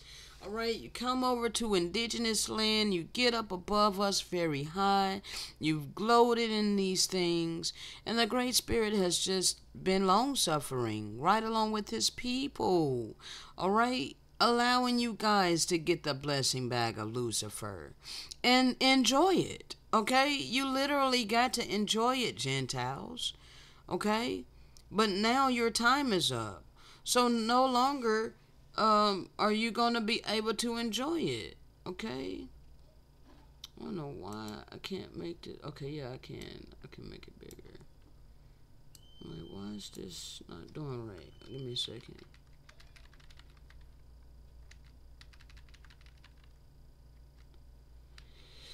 Alright, there we go. I was wondering what the heck was going on with that. It all changed when my computer restarted. Alright, so you see, people, understand, you got to enjoy your blessing, okay? You got to live the American dream. And now he awakened his people in the land of our captivity. Alright, it's time to give back what your forefathers have stolen. We are the original inhabitants of this land, okay? It was invaded by your people. Okay? You need to have compassion. You need to have mercy. You need to have empathy, people. Alright? So, I don't know how else to make this crystal clear to you. Let's continue. Okay, during the times of the Gentiles, which is biblical prophecy. Okay, that was fulfilled by your people. Okay? Yes, it was fulfilled by your people. I think it's Revelation chapter 6. Yes, Revelation chapter 6. Let's go there 1 second. It's Revelation chapter 6. Alright, because that's the pale horse. And like I told you, we were going to deal with it. And I also need to understand, I need you guys to understand that this is about to deal with something that's, kind of sensitive. Alright? Alright? Be pretty sensitive. Alright? So, it's not done in order to offend anyone. Alright?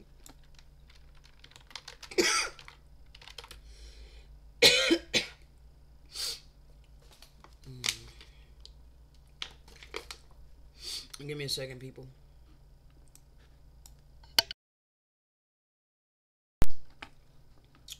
Alright, so you see this. Revelation 6:8.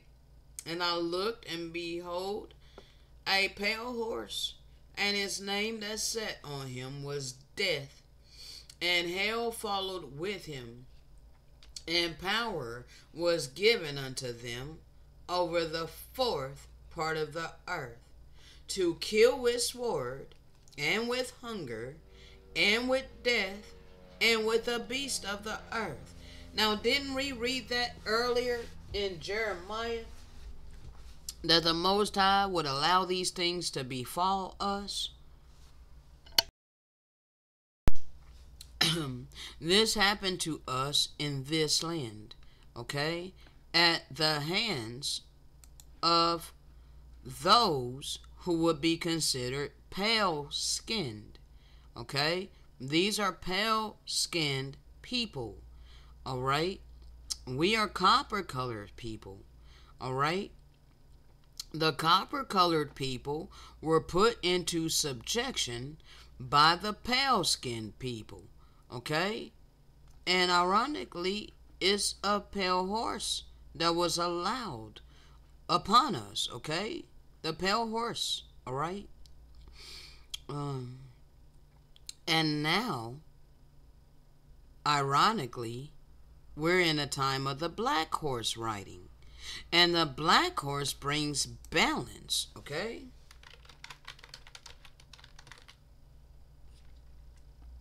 One second.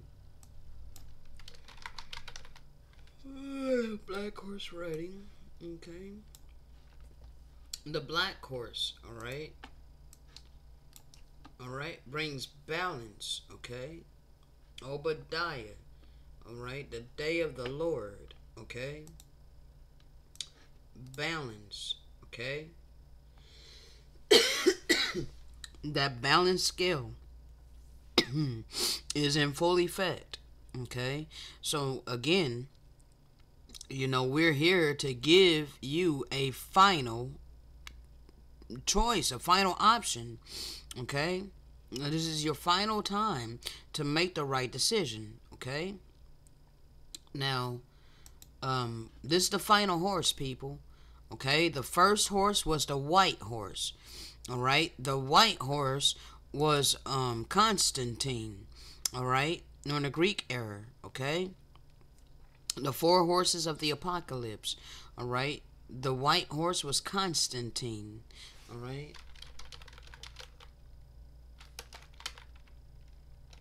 One second. Alright, because the white horse, they call themselves, spreading the, gospel of Jesus, but these were Jesuits. These were, bro, look. This dude was wicked, okay? Alright? Understand. One second. I'm trying to find something. Christianity. Okay, let's see here. Christianity. Okay. Constantine. All right. He was the white horse. He was the white horse. Okay.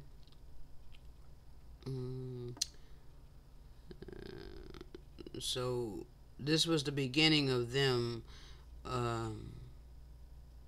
bringing forth their gospel, okay, their perversion, all right, changing laws and things, okay. Let's see. And they changed it to Christians.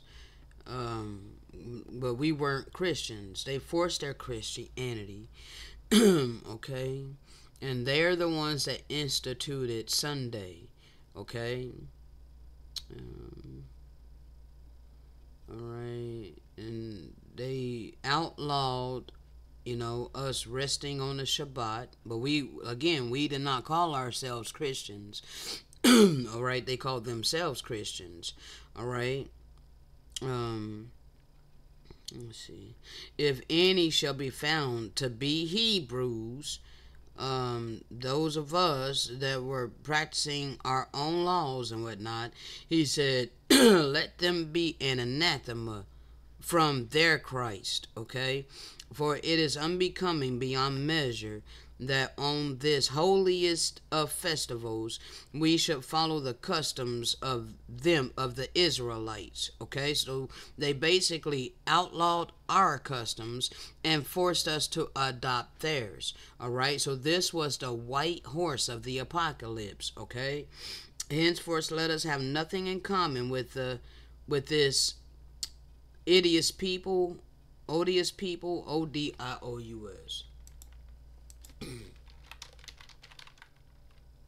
Extremely unpleasant, repulsive, okay?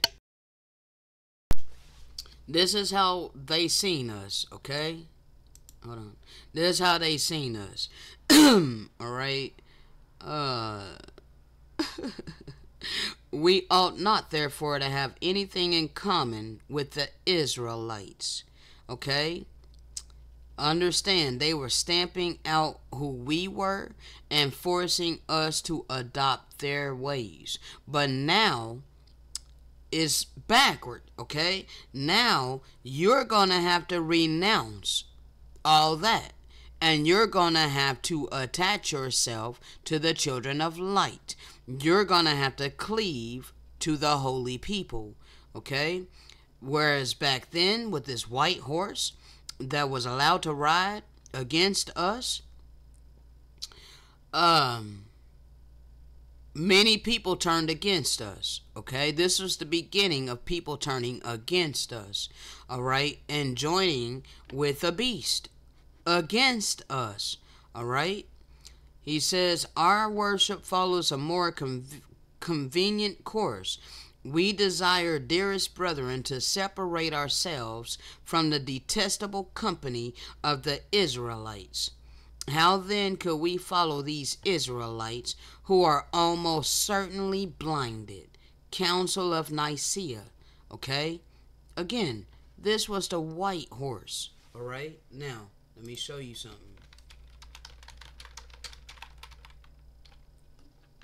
This was forced upon us, okay? Alright, let's see here.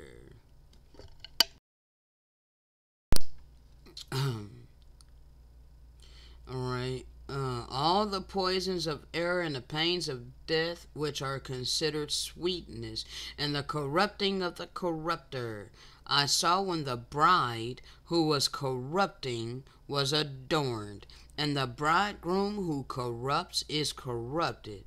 And I asked the truth, who are these? He said to me, this is the deceiver and the error, and they imitate the beloved and his bride, and they cause the world to error and corrupt it.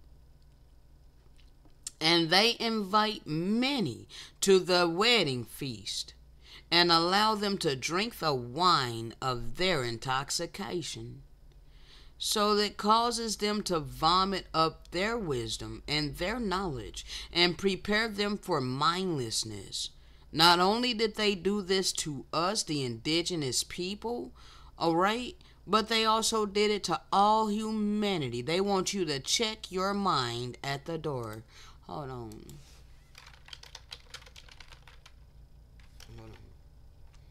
Oh man, what book did that come from? Oh my gosh. What book is that where they want you to check your mind at the door? Bro, I forget what book that's in. I got a screenshot of the book. What the heck? Go back. 1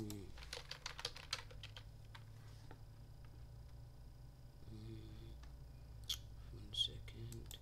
Let me see if I can find this, people. Because I saved it not too long ago. But man, it just popped up in my spirit, bro. Hold on. Why they destroy history? 1 second. It's got to be in here somewhere. I have a whole bunch of screenshots of this. They want you to check your mind at the door. Alright. Roman Catholic Church. Is this it?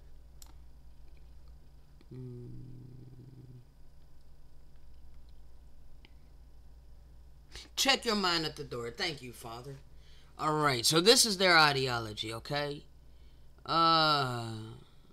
The typical Roman Catholic, though, something with his church on such issues as homosexuality, abortion, extramarital sex, contraceptives, and the necessity for confession, nevertheless believes that when it comes time for him to die, Rome holds his only hope. The Pope, as Christ's vicar, gives a visible reality and practical expression to that hope. The extraordinary position of the Pope in relation to members of the Church was expressed. What is this? SUCC.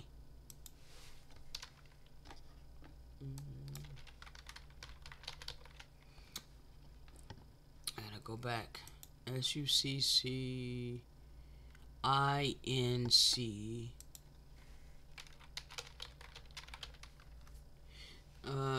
In a brief and clearly expressed manner. Succinctly. Succinctly. Okay. Succinctly. Where was I at? Bruh. Bro, where was I at?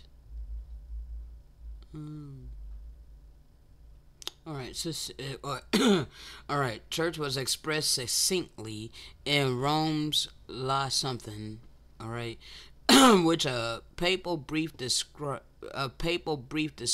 the mid-19th century as the purest journalistic organ of true church doctrine. It is not enough for the people only to know that the Pope is the head of the church.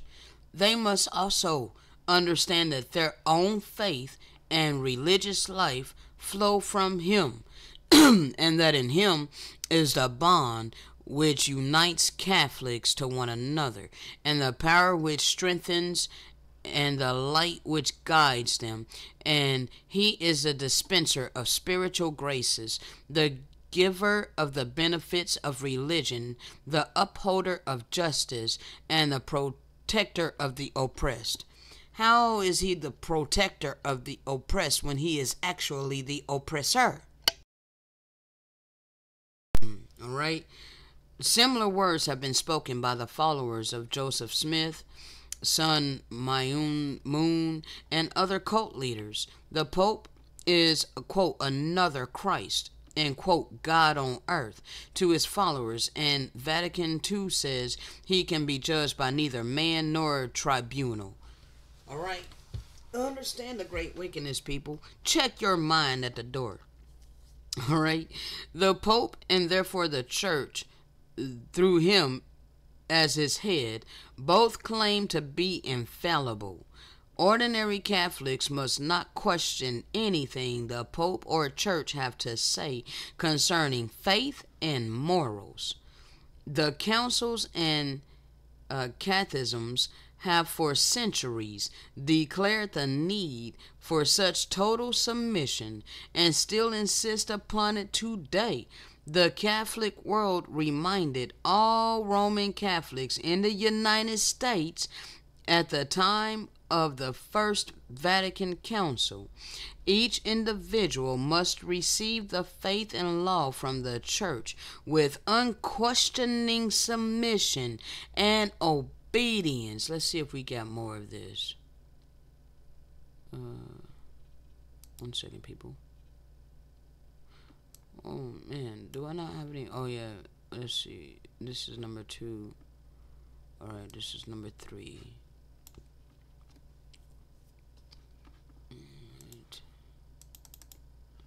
To ask reasons of the Church any more than the Almighty God, we are to take with unquestioning docility whatever instruction the Church gives us.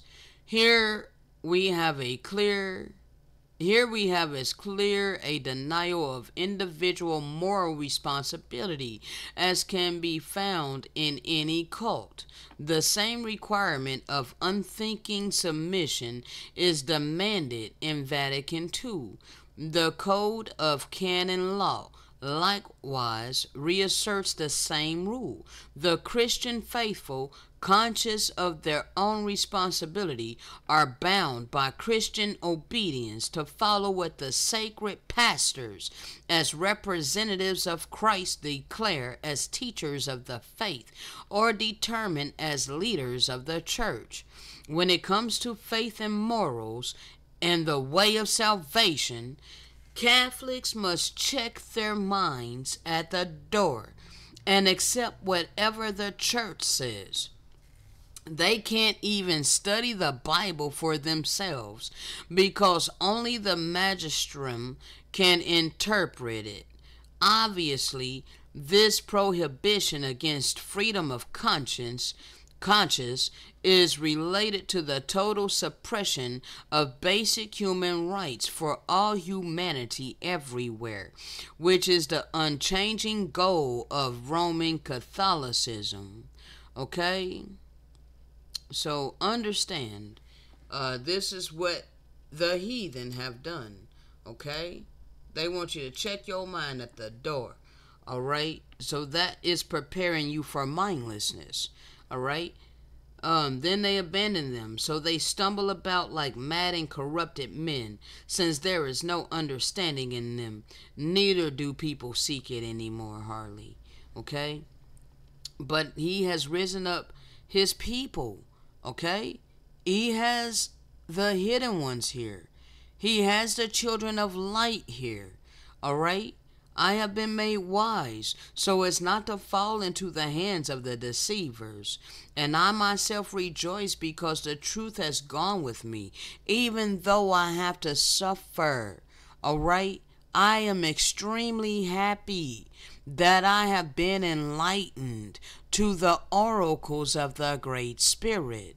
Therefore, I am aware that is way more valuable than any amount of materialistic wealth upon this earth. Okay? For I was established and lived and will be redeemed, and my foundations were laid on the account of Yahusha's hand, because he has planted me. For he has set the root and watered it and endowed it and blessed it, and its fruits will be forever. It penetrated deep within my heart, sprang up and spread out, and it was full and enlarged. And the Most High alone will be glorified in his planting and in his cultivation, in his care and in the blessing of his lips, in the beautiful planting of his right hand, and in the attainment of his planting, and in the understanding of his mind. Alright, there's a reason he allowed all of this, okay? For the righteousness that's going to come out of it. Alright? We are in this time of balance, okay? So understand, This was the white horse, all right, of the Greeks, all right. Constantine was the white horse, all right. Then you had Rome, okay. That was the red horse, okay. The red horse of Rome, the bloody massacre, the invasion of Jerusalem, all right? The first one in 70 AD, all right? That was the red horse, all right? Rome, all right? The Roman Empire, okay? Let me see if I can find. All right, 1 second. All right, the destruction of Jerusalem. Okay, and they brought death and destruction. Okay, the Romans brought death and destruction. Okay, let's see. Let's see what we got here. Rome and the pagans. They called us pagans. All right. Once the Council of Nicaea had terminated its labors in agreement as to the I'm sorry, you guys. This is from the book from Irish Wisdom. Okay. Now that last book, I think I closed it out already. I forget what the name of that last book where it was from. Okay. Let me see if I can go back right quick. Let me pull this other one up right quick. And let me check my time, people. We're over 2 hours now. My goodness. Let me just pull up a different file explorer. All right, new window. Okay, good. Thank you. All right, and let's go back to where we were. Oh, that didn't. All right. What did I type in for that? Shake your mind at the door. Okay. I had to scroll. Okay. That's right. I had to scroll for it. So 1 second, people. All right.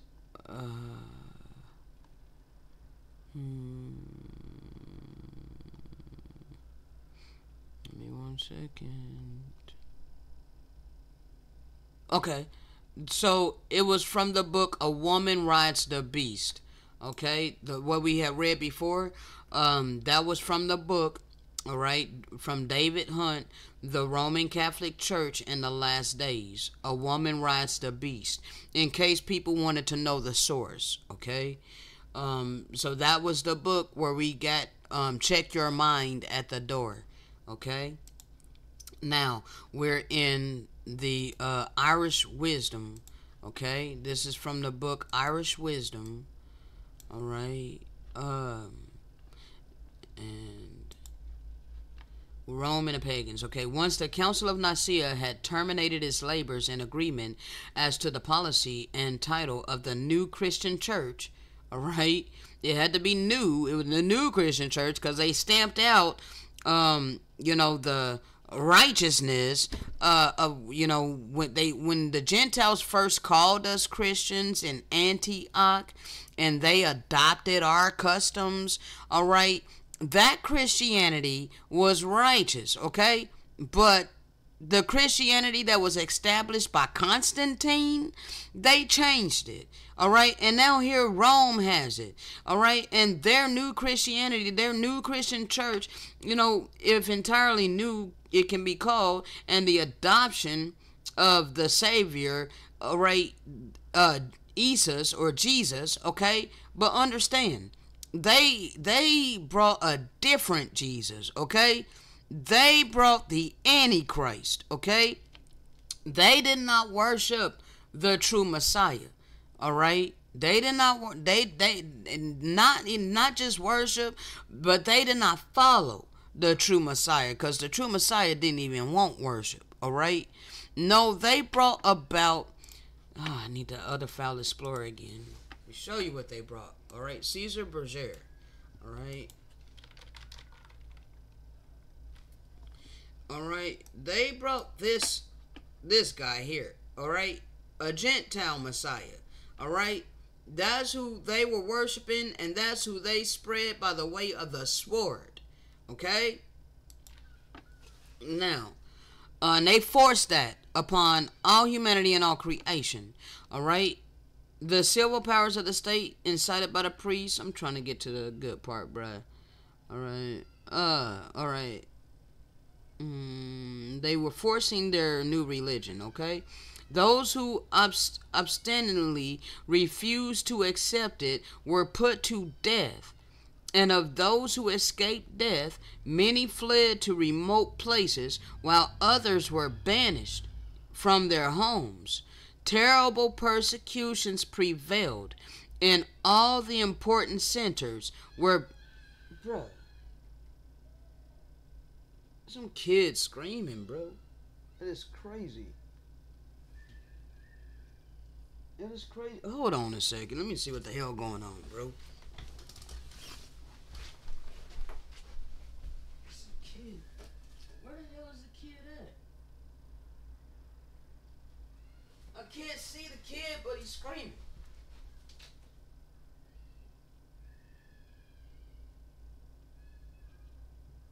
What the hell, bro? That is crazy.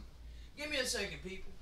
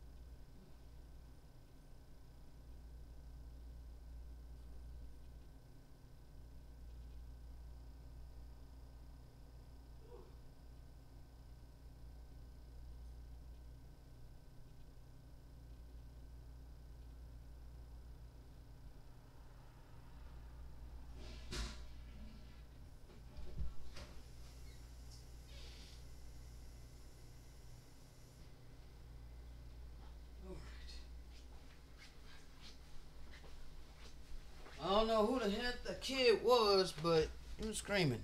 One second. Alright, people, let me try to hurry up, okay? Those who refused to accept it were put to death. And of those who escaped death, many fled to remote places while others were banished from their homes. Terrible persecutions prevailed in all the important centers where priests were active in making proselytes. And it was in the large cities and towns where the new church made its earliest and most rapid gains in numbers. For there the civil powers were strongest and most in evidence. In the rural districts, the people were not so immediately under the control of the police power of the government, and the priests and so were not as easily coerced into joining the Roman state church. They resisted to such an extent that they were held up to the city and townspeople by the priests as objects of scorn and were called pagans. All right? This is where and how we got our, quote, pagans of history. The people living in the country districts. Hold on.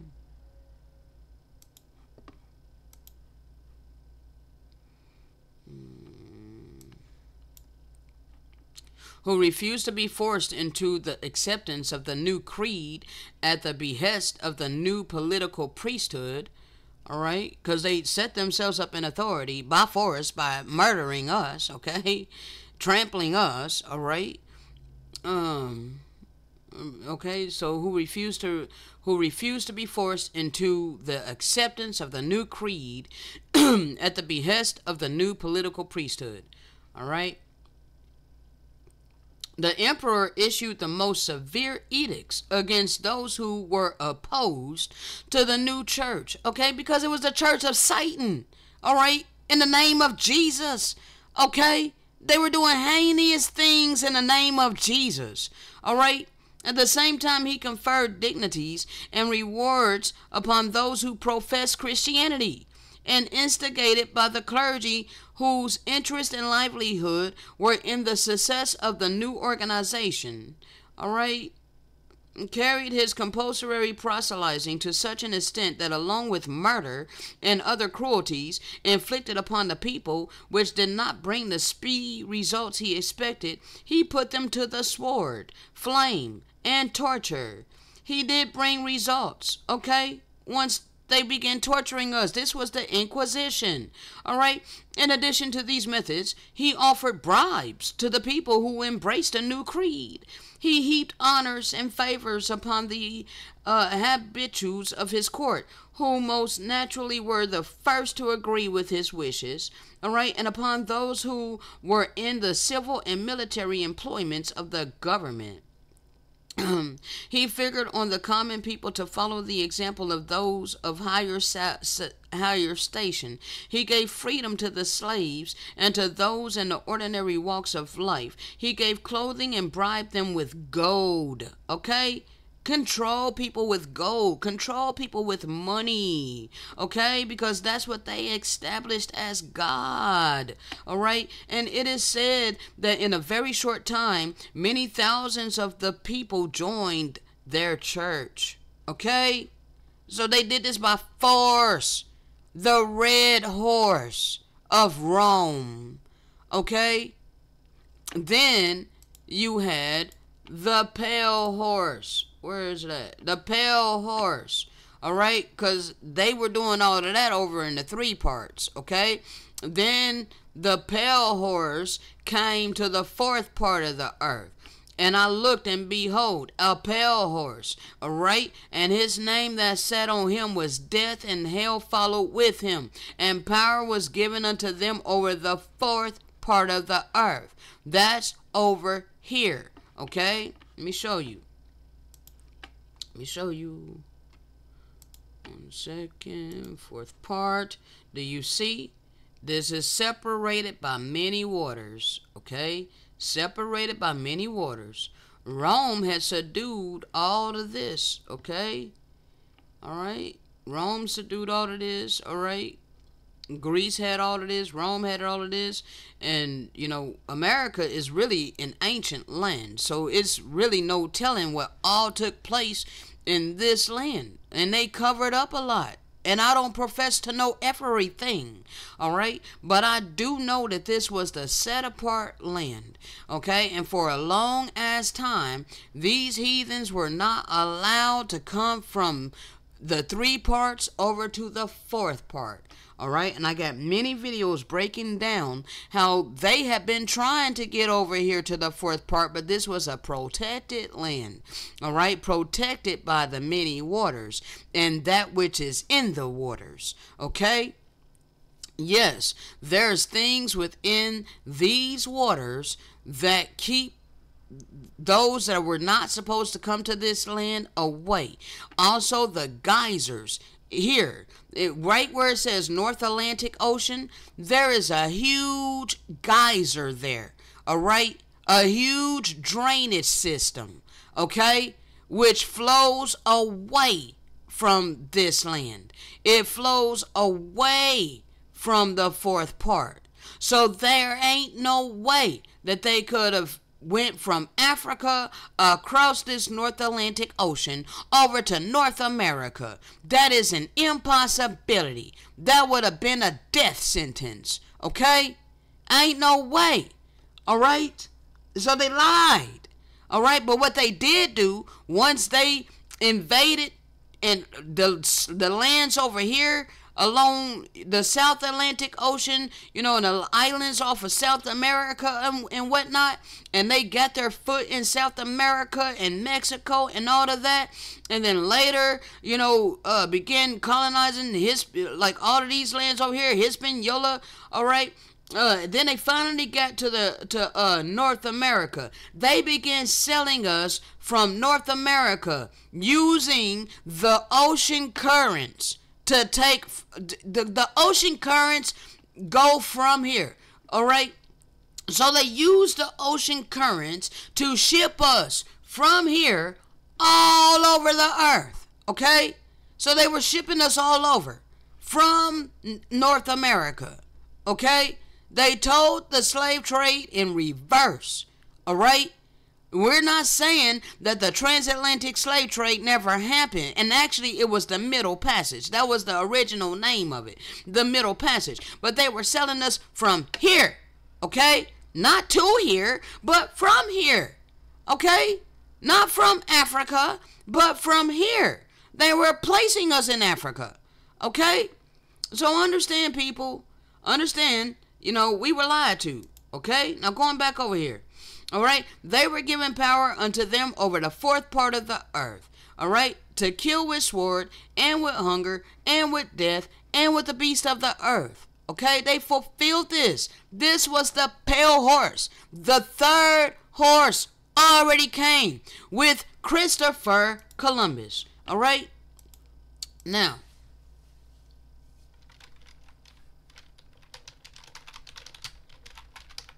And we're going to be going over this real soon. But you need to also understand. Let's see. Also. 1 second. Right. He said in his own words, Christopher Columbus in his own words, said his ultimate goal was to recapture Jerusalem. All right, he made 4 voyages in all and was brought back in chains after his 3rd voyage. All right, so understand, they traveled from here to the islands. All right, they did not travel from there to North America. There ain't no way. All right, they traveled to the islands first. All right, and then South America, and then North America. All right. And when Christopher Columbus came on his first voyage, he took some of us to present to Queen Isabel of Spain. Okay, so you see how these people are depicted. All right, the first slave ship was taking us from the Americas to Spain. Okay, so you see, all right. Now, that was the 3rd horse, people. The 3rd horse is the pale horse. Now, the 4th and final horse is the black horse. Okay? And that horse is dealing with balance and justice. Okay? So understand, true prophecy. All right? You guys got your prosperity because of the first 3 damn horses of the apocalypse against us. All right, and so you had the white horse that came, in the name of Jesus, but was actually the Antichrist. All right, to stamp out the truth. All right, and bring a counterfeit. Then you had the red horse. All right, that forced us into being up under your false ass religion of Christianity. Okay. And then you had the 3rd horse, the pale horse, which brought all of that wickedness over here to the 4th part of the earth. And you did the same thing over here. Okay? And basically, you done brought the white horse and the red horse and the pale horse over here to the 4th part of the earth against the aboriginal indigenous people. Okay? And now, he said he would awaken his people in the land of our captivity and bring back to remembrance who we are. All right, so all of our life, we witnessed the prosperity of the Gentiles. All of our life, we lived in poverty and had questions, and now we've been given the answers, okay, to the questions that, the few of us had all of our life, okay, the children of light, that is, all right. All my life, I had questions, okay? All my life, I was seeking answers, all right? I wondered how come they got to live in prosperity, and me and my people were forced to live in poverty, all right? Well, it explains this in the scriptures.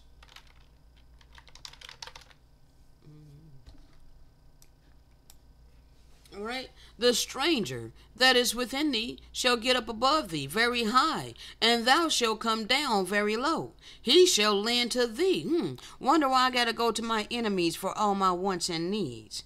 It's my enemies that has everything, okay? And thou shalt not lend to him. He shall be the head.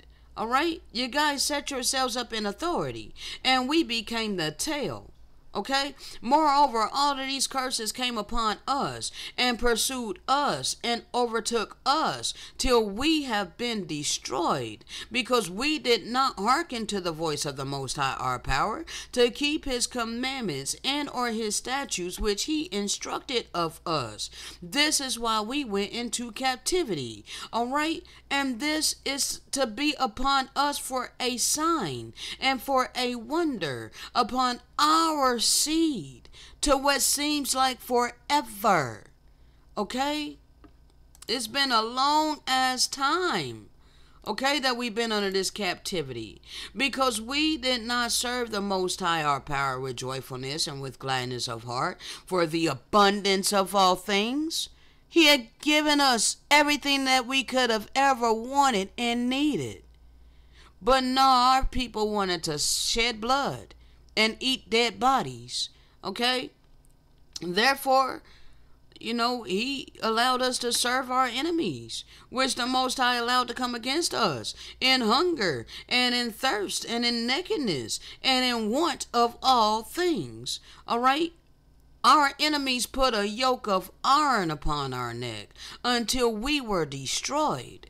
All right, he allowed a nation to come against us from far, from the end of the earth, as swift as the eagle flieth, a nation whose tongue we did not understand, a nation of fierce countenance, which did not regard the person of old, nor show favor to the young.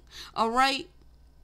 Literally ate the fruit of our cattle and the fruit of our land till we were destroyed. Okay, all of this happened right over here in the fourth part of the earth. We were besieged in all of our gates until our high and fenced walls came down, wherein we trusted throughout all of our land. We were besieged in all of our gates throughout all of our land, which the Most High our power had given unto us.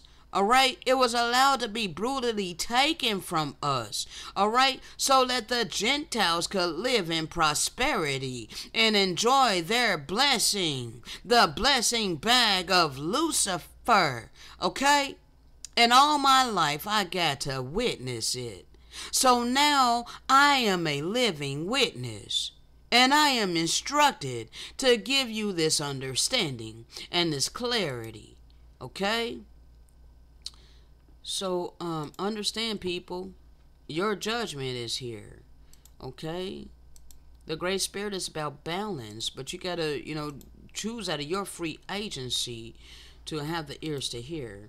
All right, now we're gonna go into a little bit more detail here soon, all right, with the Christopher Columbus and all of that. But let's continue. That talks about the pale horse. Okay, ironically, pale skin people. All right, yeah, and I brung this up earlier, so hopefully, try to ease the, sting a little bit. You need to understand, yes, this is pale skin, okay? Pale skin. That's pale skin, all right? That's lacking pigment, all right? This is not said to be mean, okay? I don't say it in a mean way, all right? But you see, this is pale skin, all right? Look, they're claiming that you need a treatment, but bro, all right? This is pale skin, okay? They claim it's like, bro, white people have pale skin. You're lacking pigment. You're lacking color, okay? You're lacking the melanin, all right? And when you lack the melanin, that is pale skin, all right? Now, Let's get the original definition of pale. Okay? 1828. Ironically, isn't that the same year of the dictionary for the hold on, people. All right. 1828. You see this? Webster's Dictionary, 1828, the original definition of American. Now let's go over here to 1828, original definition of black. All right? The original definition of black. Okay? Now, words related to black since 1828. Okay?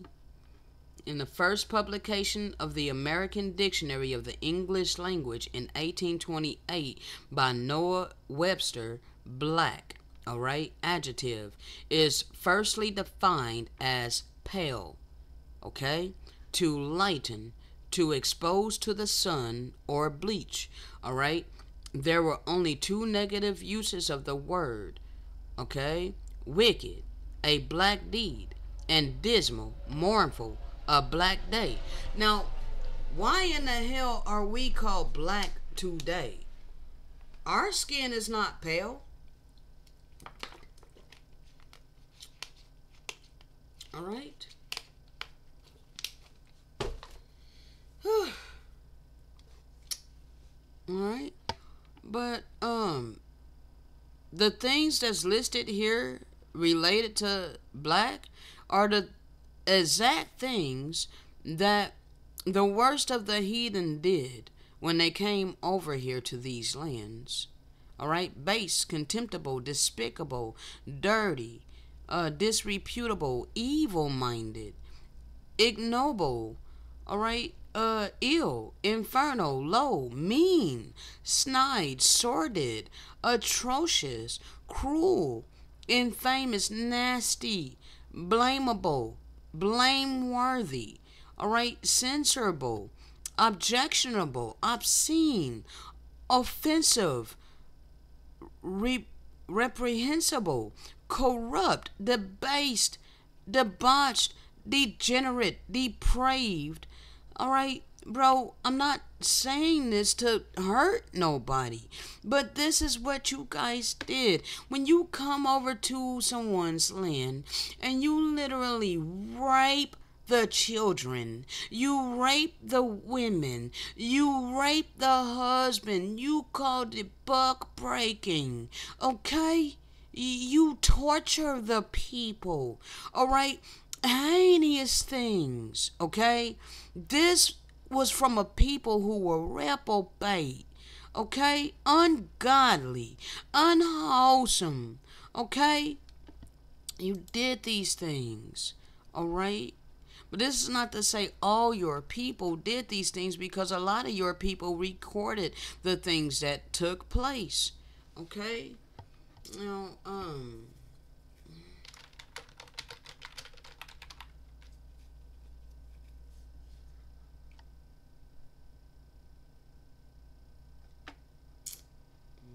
second.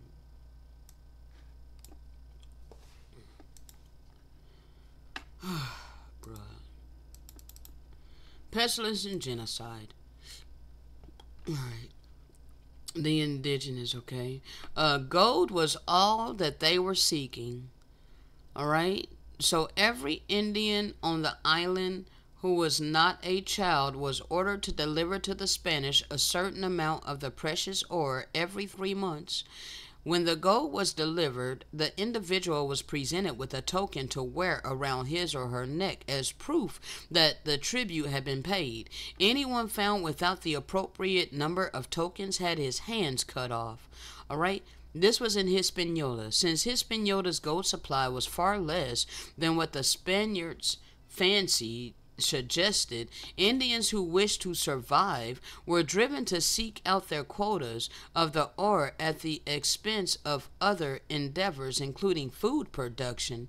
The famines that had begun earlier when the Indians attempted to hide from the Spanish murderers now grew much worse, and new diseases that the Spanish carried with them, because the Spanish did not bathe themselves, okay? They were very filthy, and you can imagine they're filthy, they didn't bathe themselves, but yet yet they're raping people, all right? So, and they're spreading their diseases, okay? So, we get infected by their diseases, and we were malnourished and weakened, all right? Bruh, it was so bad. All right. The Spanish reports of their own murderous sadism during this time are legion. For a lark, all right, for a lark, they tore babes from their mother's breasts by their feet and dashed their heads against the rocks. The bodies of other infants they spit it, all right, together with their mothers, and all were before them on their swords. Okay? They began to rip open the bellies, to cut and kill those lambs, men and women, children and old folks, all of whom were seated off guard and frightened, watching the mares and the Spaniards, and within 2 credos not a man of all of them were remained alive. All right? Like, bro, y'all... Oh, goodness sakes, man. And y'all did all of this in the name of Jesus, spreading Christianity. Okay? So please understand what we're saying. Alright? Your people did this. I mean, your people also did the righteous thing by writing these things down so that the children of light could bring these things out and show of the atrocities that your people did. Okay? It was a righteous thing. Alright? Okay, that's just highlighted. Alright. So, I don't really want to read anymore. Alright, we get a little bit more. The soldiers are killing all the llamas they want for no greater than to make tallow candles, okay? The Indians are left with nothing to plant. And since they have no cattle and can never obtain any, they cannot fail to die of hunger. Alright? So you basically forced us to depend upon working for a living, working for money so that we can survive, okay? Because you took all of our resources, all right? The Spanish took all our resources by force.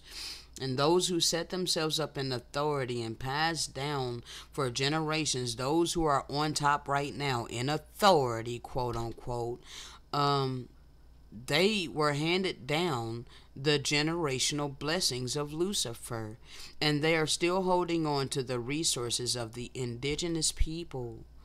Okay?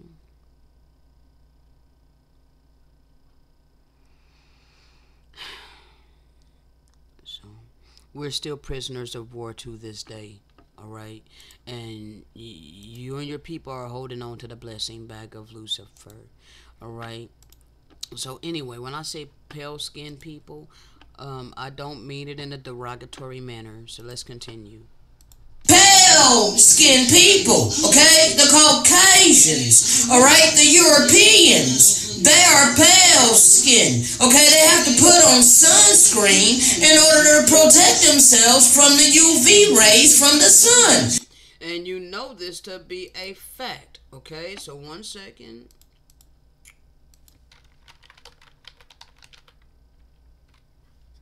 Alright. So you see this?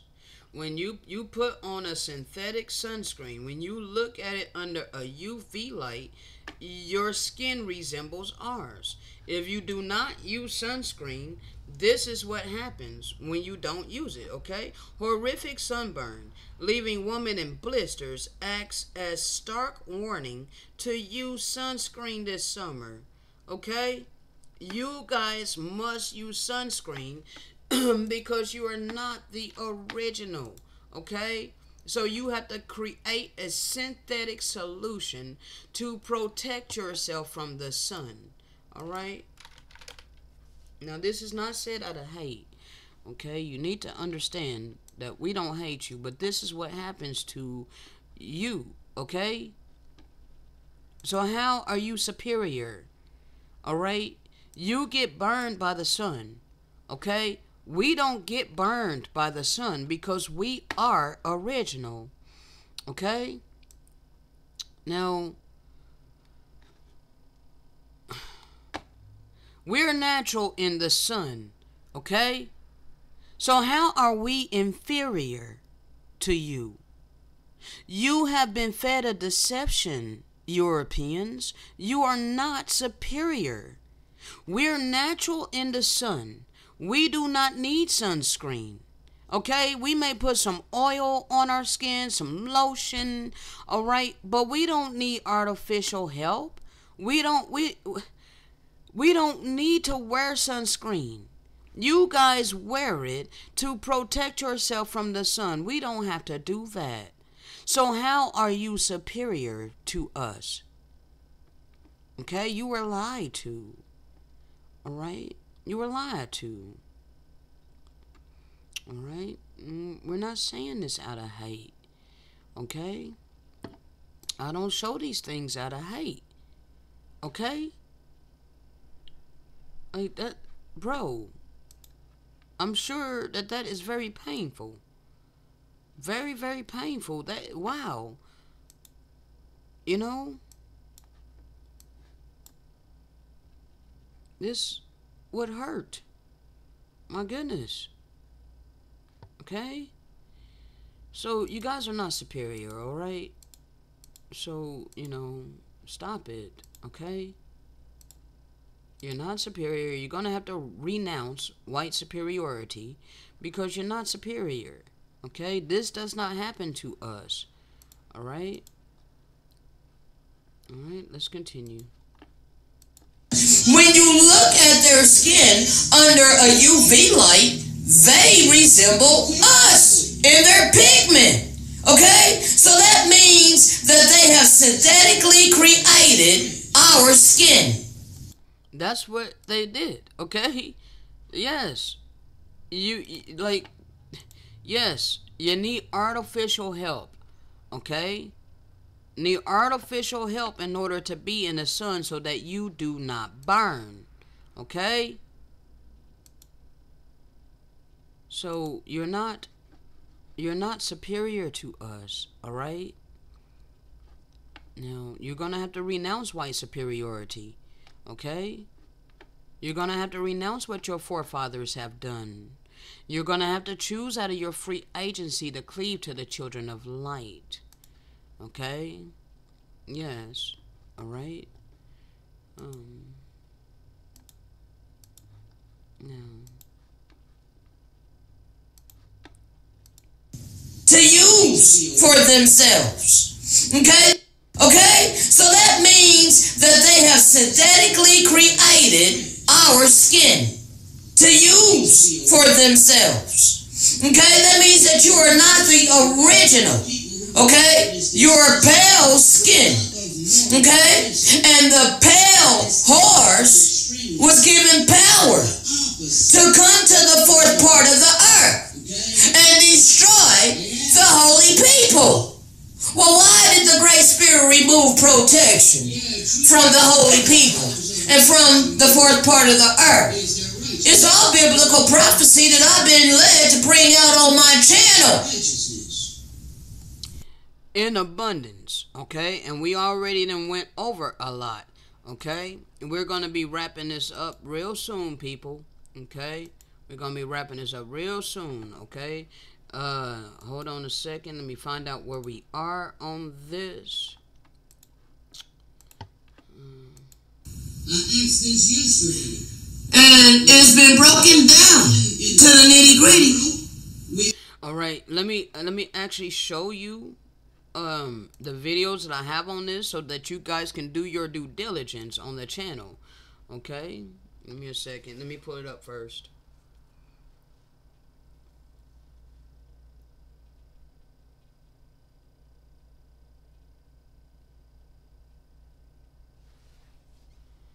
Give me just a moment. Try to make this quick, bro, because we're going on 3 hours now. You know how I don't like my videos 3 hours long. Alright, let's see here.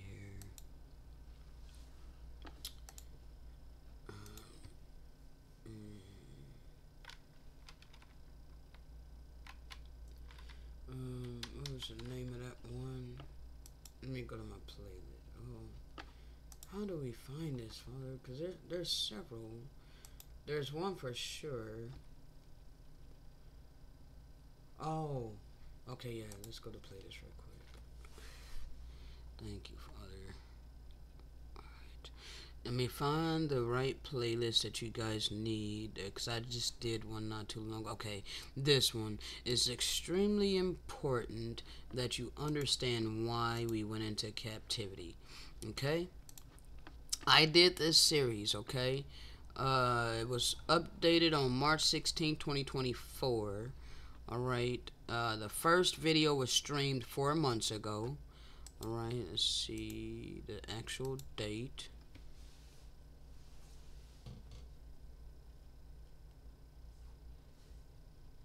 Come on, computer.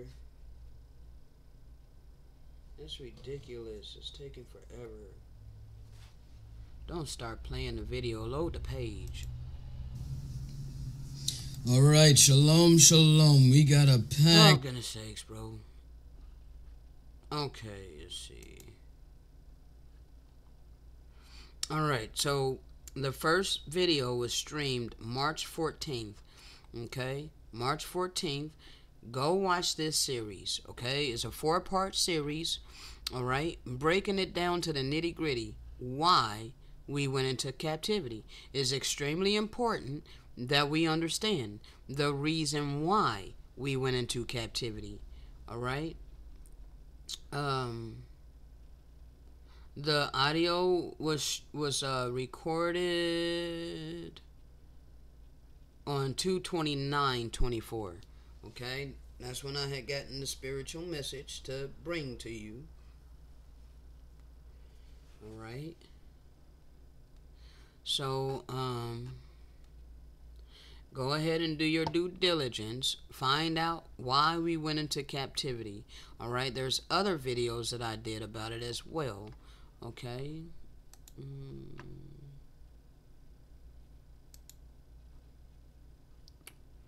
I really wish that they would freaking